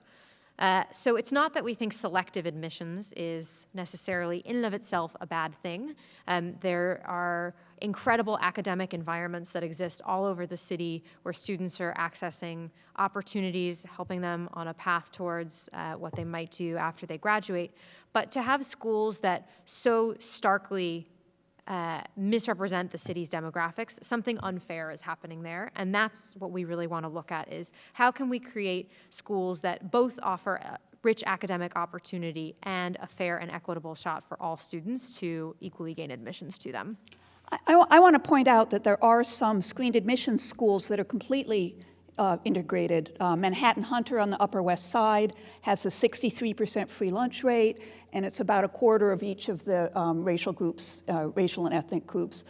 Bard Queens is another one, 63% free lunch, a mix of different races there. Absolutely, and with the diversity and admissions pilot schools, we've seen several very selective, traditionally screened schools that have implemented diversity and admissions plans in an effort to attract a more socioeconomically integrated student body. I'll just add a couple things. So I think it's actually, necessary to kind of separate this conversation. I think we just actually need to interrogate what is the educational value and benefit of having a hierarchical system of schools that some kids get super awesome, amazing opportunities and some kids don't. I think we should interrogate that. Personally, fundamentally, I think in a publicly funded system, there should be no system of hierarchy. Everyone should be getting an amazing, dope, selective educational space. And the idea that only some are going to get it and some aren't is actually why we do it. Because we have to create a system of exclusivity. And the theory of action around that was to maintain middle-class white folks into the system. And like, if that's what the intention is, then let's just be very transparent that that's what we're doing, and then we can confront that. I think if we're thinking about the ways in which that interacts with desegregation, they're inherently antithetical to each other. The idea of utilizing selective admissions methods that, again, like, if we're going to create selective admissions methods, the selection should be in the power of parents, not in the power of schools. Right now, schools get to select who they want to serve. And that, again, like, that's what I disagree with. If you want to have a selective, like, science-based program, that's dope, but, like, you should not get to decide which kids get to go to that program. The families of this city who fund this system should get to decide that. And so, you know, again, I think we can think about how to create selective or specialized programming. I think that's fine. But when we're using mechanisms that are historically racially biased, test scores are racially biased, behavior marks are racially biased, the use of attendance marks are an economic indicator. So if we're going to have selective admissions methods, we need to make sure they're transparent, they're legally consistent with federal guidance, and they're not having a segregative effect. And the ones that we operate under in New York City have a very segregative effect. One of the things that happened under the Bloomberg administration was that they created several hundred very small schools to deal with the fact that tens of thousands of kids arrive in 9th grade reading at a 4th or 5th grade level and unable to do arithmetic. Those schools have been very successful in getting the kids over the bar to graduation, but they don't offer a college prep curriculum. They don't have chemistry. They don't have physics. They don't have algebra 2. So that, in fact, a lot of the screened schools are the schools which offer a college prep curriculum. The small schools, I think, have done a terrific job. Graduation rates at what I call the biggie baddies used to be like 30, 40%. The fact that they've got the graduation rate up to 75% is fabulous. But to those schools that are a school of 400 kids, which is serving kids who are 3 or 4 years behind grade level, is not going to offer what everybody needs. And you can't expect every school to offer every kid, unless it's going to be a school of 3,000, and then you could have a huge range of different abilities. So the larger schools surely can serve a range of kids of different abilities, but the small schools, I think it's another story. Anyway, I'm meant to be a moderator, not a panelist, so I'll shut up. A couple of questions about people talking about the districts which are racially and economically diverse, but there's a lot that are not. In fact, I think there's 17 districts that have a free lunch rate of more than 75% and a fewer than 10% white kids. So what can we do? What does integration mean in those districts? Emmy? I'll go quickly. I'll try to be quick. So yes, like that's a reality of our city. One, like I live in Inwood, which is actually kind of gentrifying a bunch, and I'm a gentrifier, so that's my fault. But in communities of color that are predominantly people of color, there's a tremendous level of diversity. So the implication that because we're all black and brown doesn't mean we're not like on diasporas of diversity. Like that's a broken understanding of diversity. Two, even in communities of color, in Washington Heights in District 6, Uptown Manhattan, in Bed-Stuy, in Brooklyn, there are still, these are fairly homogenous communities, but there still are concentrations of privilege and vulnerability. And so again, if we're thinking beyond, like expanding our mindset to really think about privilege and vulnerability and the concentrations of them, there is work of integration or desegregation that can happen in every community. There are schools that are serving disproportionate numbers of students with special needs. There are schools that are serving disproportionate numbers of students who have housing insecurities. If we are concentrating concentrating the vulnerabilities into a handful of schools and be like, well, you're still all black and brown, so it don't matter. Like, again, like that is a narrow understanding of what desegregation can be. And so part of one, like there's enrollment policies that can be shifted across the city, but part of why we have such a broad framework is that there need to be investments beyond enrollment that are necessary. And so part of the framework that we operate from is designed to ensure that every single community can has an on-ramp to the integration conversation. Maybe you're not coming on like we're going to dismantle enrollment policies because maybe that is not the primary driver of inequality, but there's still a conversation there. But if there is another entry point through culturally responsive education or through resource equity, if those are on-ramps to this conversation, then I think that's a good starting place. But every community can do enrollment changes that are going to create more equitable and more well-distributed schools.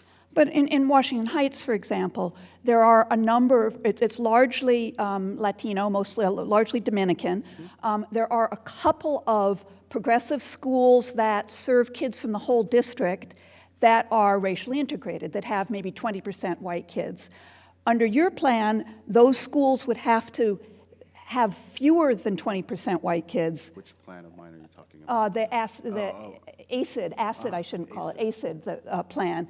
That those schools you would have to even it all out, whereas what Rick says is that it should be like Chicago, where it's better to have pockets of integration than to smooth everything out so that every school is exactly the same. Yeah, I mean, I think the idea that we're going to have this like perfect balance in any district is not accurate. I think the way we articulated our goal was that the vision is that every single school is, again, working to serve a proportional percentage or number of privileged and vulnerable students. The ways in which that's going to kind of like manifest on the like school by school level, like we're not going to be able to like say you can only have this many black and brown kids, you can only have this many like kids. I mean, I think it's, yeah, I mean, I think the vision is to have representative schools, again, serving privilege and vulnerability in an equitable way, but like we're not like intense about the like percentages of that, because what we know is that our city's changing, gentrification's happening, and so if we were to set this goal of like you can only have like 15% of your students can be middle-class kids. If that's the like bar we're setting, then that is not going to take into account the changes that are happening in this city already. And so we wanted to have a goal or just a framing of a goal that was like flexible, but also had an ideal of representation. Rick, Emmy, want to add anything? I think just to echo on a point Matt made, I think that the differences among our districts really is why both the DOE has recognized such a broad definition of diversity, that we need to be thinking about not just race and socioeconomic status, but disability status, housing status, the language a family speaks at home, the country where a child was born, and the full list of characteristics. And then we need to partner with each community and each district to engage in a planning process to understand what diversity means in their community and how we want to achieve it across their schools. And it will meaningfully look different in the South Bronx than it does in District 1 or District 15. And that's good and okay, and we want families to feel like the schools in their neighborhood represent their community and they have a high-quality option for their child right in their own neighborhood. Most of the segregation is between districts and not within districts. So that you have like, Mount Vernon just north of the city is majority black, and then you go just a little bit further and you get Bronxville, which is 91% white. So, and that's part of the problem with, Rick, is that correct? Is part of our problem with creating integration is that our school system is based on local property taxes and local districts. So I think that this is one of the issues we keep coming up with in the diversity advisory group. One of the limitations, if you only go with a district by district approach for integration, is you lose the possibility of cross district integration, which I think would be very unfortunate, especially at the high school level where you can choose from any district. I think it makes much less sense to define the goals simply by district. At the same time, I think Matt and others have made a really persuasive case that we need to think over time about the integration challenges, and that the districts are a good starting place to try to be more reflective of the communities with the eventual goal of getting integration across district lines. So I don't think it's, I think as a moderator, you're doing an excellent job of trying to stir discussion and Try to controversy. stir some trouble up here, make you guys disagree. I think we're not too too far apart on that. Let me say one thing that maybe we are a little bit different on the selective schools, because I didn't get to answer that question. So I completely agree that the status quo is broken. It is obscene that Stuyvesant has a minuscule number of African American and Latino students. Something has to change. So I think we're all in agreement on that. The question is how far to go. And one alternative is to try to make the selective enrollment schools fairer in their admissions process. And so in Chicago, I worked with the school district to, in essence, provide better opportunities for low-income students to have a chance to attend some of their selective schools. So that's one step. A more radical step would be to abolish the selective schools entirely, at the high school level, at the middle school level, and to get rid of all gifted and talented at the elementary school level. So I don't have any particular brief in favor of selectivity because I worry about the consequences of inequality. I do think, however, that we have to face the reality that if we want integrated schools, there has to be an incentive for those families who have options to leave to stay. I don't think necessarily that selectivity and screening is the right incentive. It could, Cambridge has magnet programs that are non-selective and manage to draw in parents. But we do have to be aware of unintended consequences of completely descreening our schools. And if we did make that move, we'd have to figure out what new programs are going to be put in place to make sure that people of all different backgrounds are attracted to the New York City public schools. So we need to wrap it up right now.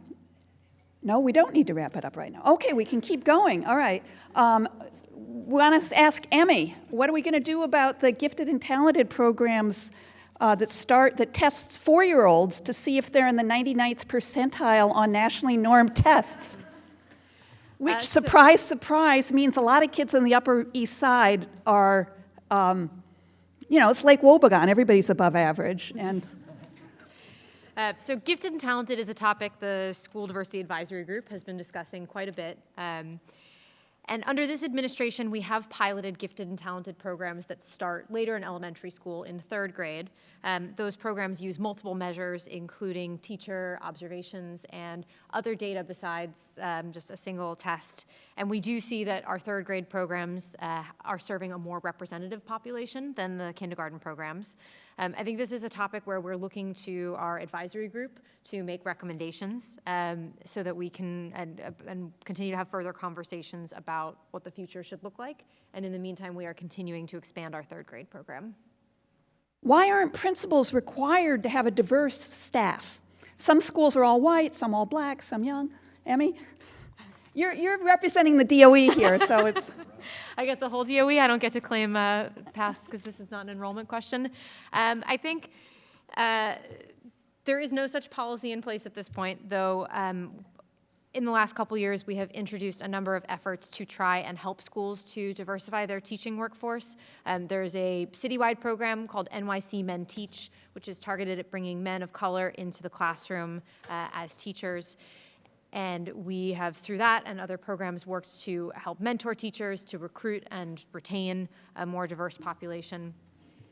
We've also begun work in our high schools, having conversations with high school students about pathways into education, and we're starting to see students express more of an interest in going down the path of becoming educators. I think this is, to Matt's recitation of the 5 R's as we think about representation and the importance of representation, another topic that I think we're expecting to see recommendations from the advisory group and continue to look to other pilots or initiatives that we could implement. Yeah, Rick? I just want to put in a word for one program that's been very important in New York City on this issue of teacher diversity. So I wrote a biography of Al Shanker, the head of the UFT and then the AFT nationally. And one of the things he was most proud of was organizing the paraprofessionals. These are the teachers' aides who are, at the time, were predominantly African American and Latino, and I imagine today may still be.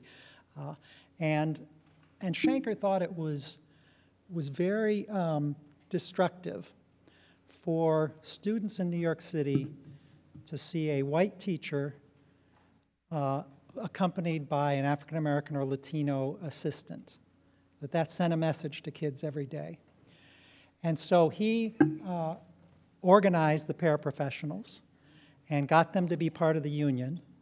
There were a lot of teachers who resented this, didn't want them to be part of the union, and Al Shanker said, if we don't allow them to be part of the union, I'm going to resign as president. That's how important it was to him. And one of the things he was most proud of was creating a career ladder for paraprofessionals, where the city of New York helps pay the tuition of paraprofessionals to go get a college degree and become a teacher. And he said this is going to be the future of diversity for the teaching force in New York City. And over the years, there have been hundreds, maybe thousands of paraprofessionals who've taken that path. And I think those are the types of programs we need to encourage.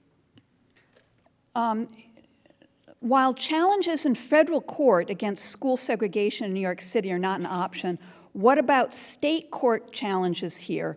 What about addressing aspects of school inequity, like the lawsuit challenging access to sports teams under the New York City human rights law? You know, some schools have lots of sports and some don't. Anybody want to answer that? Is that a legal challenge that would work? The sports access issue is very much a legitimate case that is being brought, and that I actually think the DOE is actually responding to it. And so I guess what I would say to the suggestion that we need a court case or a court order is, really, I think if we listen to anything that Dennis said earlier, is that we can have a court order. We've had a court order that said segregation was wrong. That doesn't necessarily actually mean anything is going to happen. And so I think we're in a moment right now where we have a chancellor who is seems very committed to integration and equity. We have the folks like Emmy and the team that she works with at the Department of Education.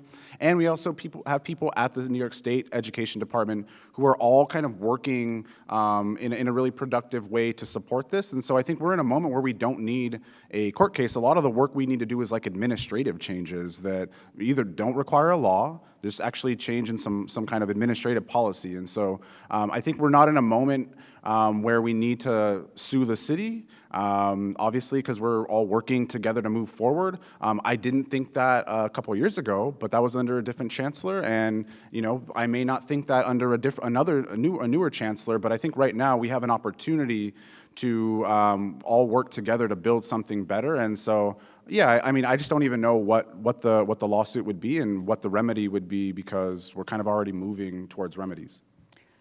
What do you respond to parents who think that integrating schools will decrease the academic rigor of the school? Rick?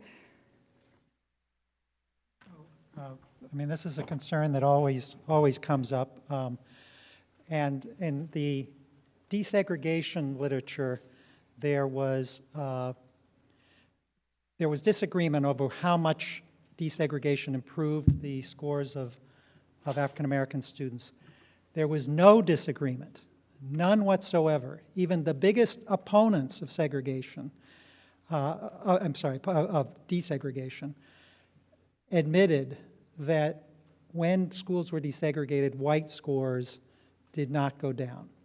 There was no negative effect whatsoever. But it depends on the makeup of the school. No, I mean not with respect to race. It didn't make any difference. With concentrations of poverty, that's a different story. But so there are no negative effects, and now many more parents are recognizing that if they want their child, their white child, to be culturally literate in the 21st century, if they want to be able to succeed in the workforce, their children will be less equipped to do so in a white segregated school, and that diversity will redound to the benefit of But middle-class children who are in very high poverty schools will not do as well. Yeah, I mean, and that's why I'm recommending 70% as a goal, 30 to 70% low income.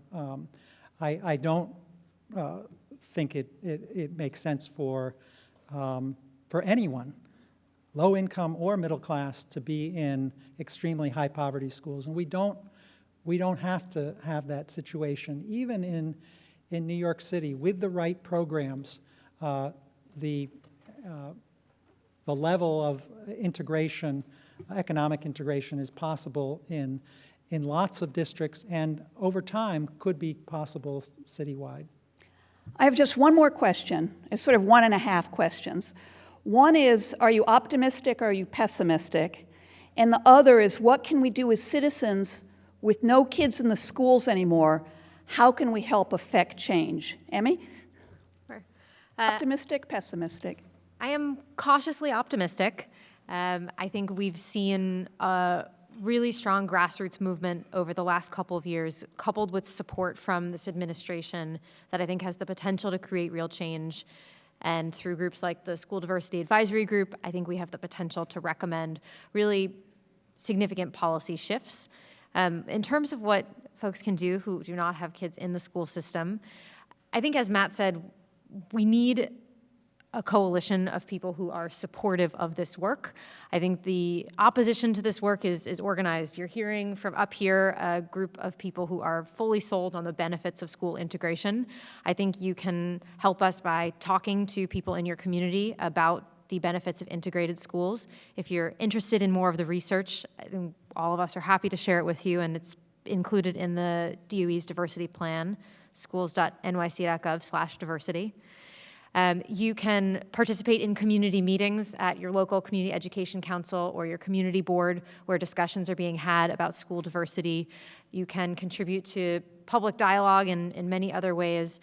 And I think just join us in being part of this movement. I am optimistically pessimistic. And so to steal James Baldwin's quote, I'm constantly in a state of rage, or to steal a quote from Avengers, the Hulk, I'm always mad. So, I mean, the work that I get to do in New York City gives me so much optimism. The work that I've gotten to do with the folks I'm sharing the stage with our young people, with our group ACID, that has transformed how I think about what we can do at the local and state level. And so I'm super optimistic about our chances for local change. That's really where I'm committed to work. Beyond that, I'm deeply pessimistic, because I don't believe this country is committed to doing the right thing. What y'all can do is, one, if I'm a childless advocate, so I found an entry point, but I get paid to do it. There are other entry points to work with this. If you are interested in engaging with the kind of community of advocates, NYCACID.com is a really amazing place to plug in. We have monthly meetings. We have a bunch of working groups. We have a policy group. We have a house meeting group, a group that goes into people's houses and facilitates conversations. So there are a number of ways for anyone to be involved. We have a lot of people from different backgrounds that plug in that way. But yes, I mean, I think what you can do is that you have a community of people that maybe I don't have access to, engage them in this conversation, share some of the literature, share some of the research, become an advocate yourself, I mean, if you think that this is unacceptable, like the state of segregation is unacceptable, start to educate yourself on the issue and really find a way to plug in. But there are entry points. If you have students, high school students, middle school students, we have a youth organization called Integrate NYC and Teens Take Charge. These two groups are killing it across the city. So there are a number of ways to plug in, and I encourage you to connect with us, and we'll point you in the right direction. Three reasons for optimism. First is Matt and his organizing. I think you saw how incredible he is, and this is the type of organizing that was not going on a couple of years ago. So that's very exciting. Secondly, as Emmy mentioned, well, I'll put Emmy as part of this larger Department of Education transformation. So we had a chancellor, and Emmy, you wouldn't be able to say this, but I will. We had a chancellor who was saying whose idea of integration was pen pals, right? We would have students from one school write to students in another school. There has been a transformation with the new chancellor, who told the Atlantic Monthly that desegregation and the challenge of segregation was one of his very top priorities. So that's a second reason for optimism. The third reason, and this will be a little bit convoluted, but I'm optimistic because of all the damage that is going on nationally with our president.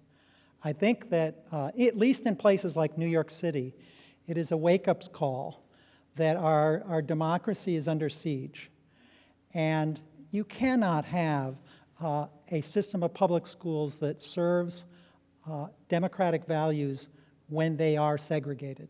It teaches kids a terrible lesson when their civics class teacher says, we're all equal in this democracy. And then kids look around and see the levels of segregation and realize that, or conclude that there's not much that can be done in this country. That is corrosive. It is damaging. And the fact that Trump has pushed us to the edge, I think, gives the possibility, at least, for real reform in lots of different areas, including this fundamental issue of Brown versus Board of Education. So on that inspiring note, I think we'll say thank you very much for coming.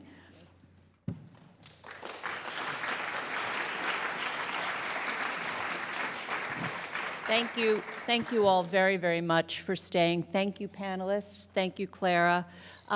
Just so you know, the Education and the Law Committee will be having another panel in the spring, probably late in April, on high schools and integration. So those questions that you asked about high school integrations and specialized high schools, we hope to be addressing some of those questions in the spring. So thank you very, very much, and good evening.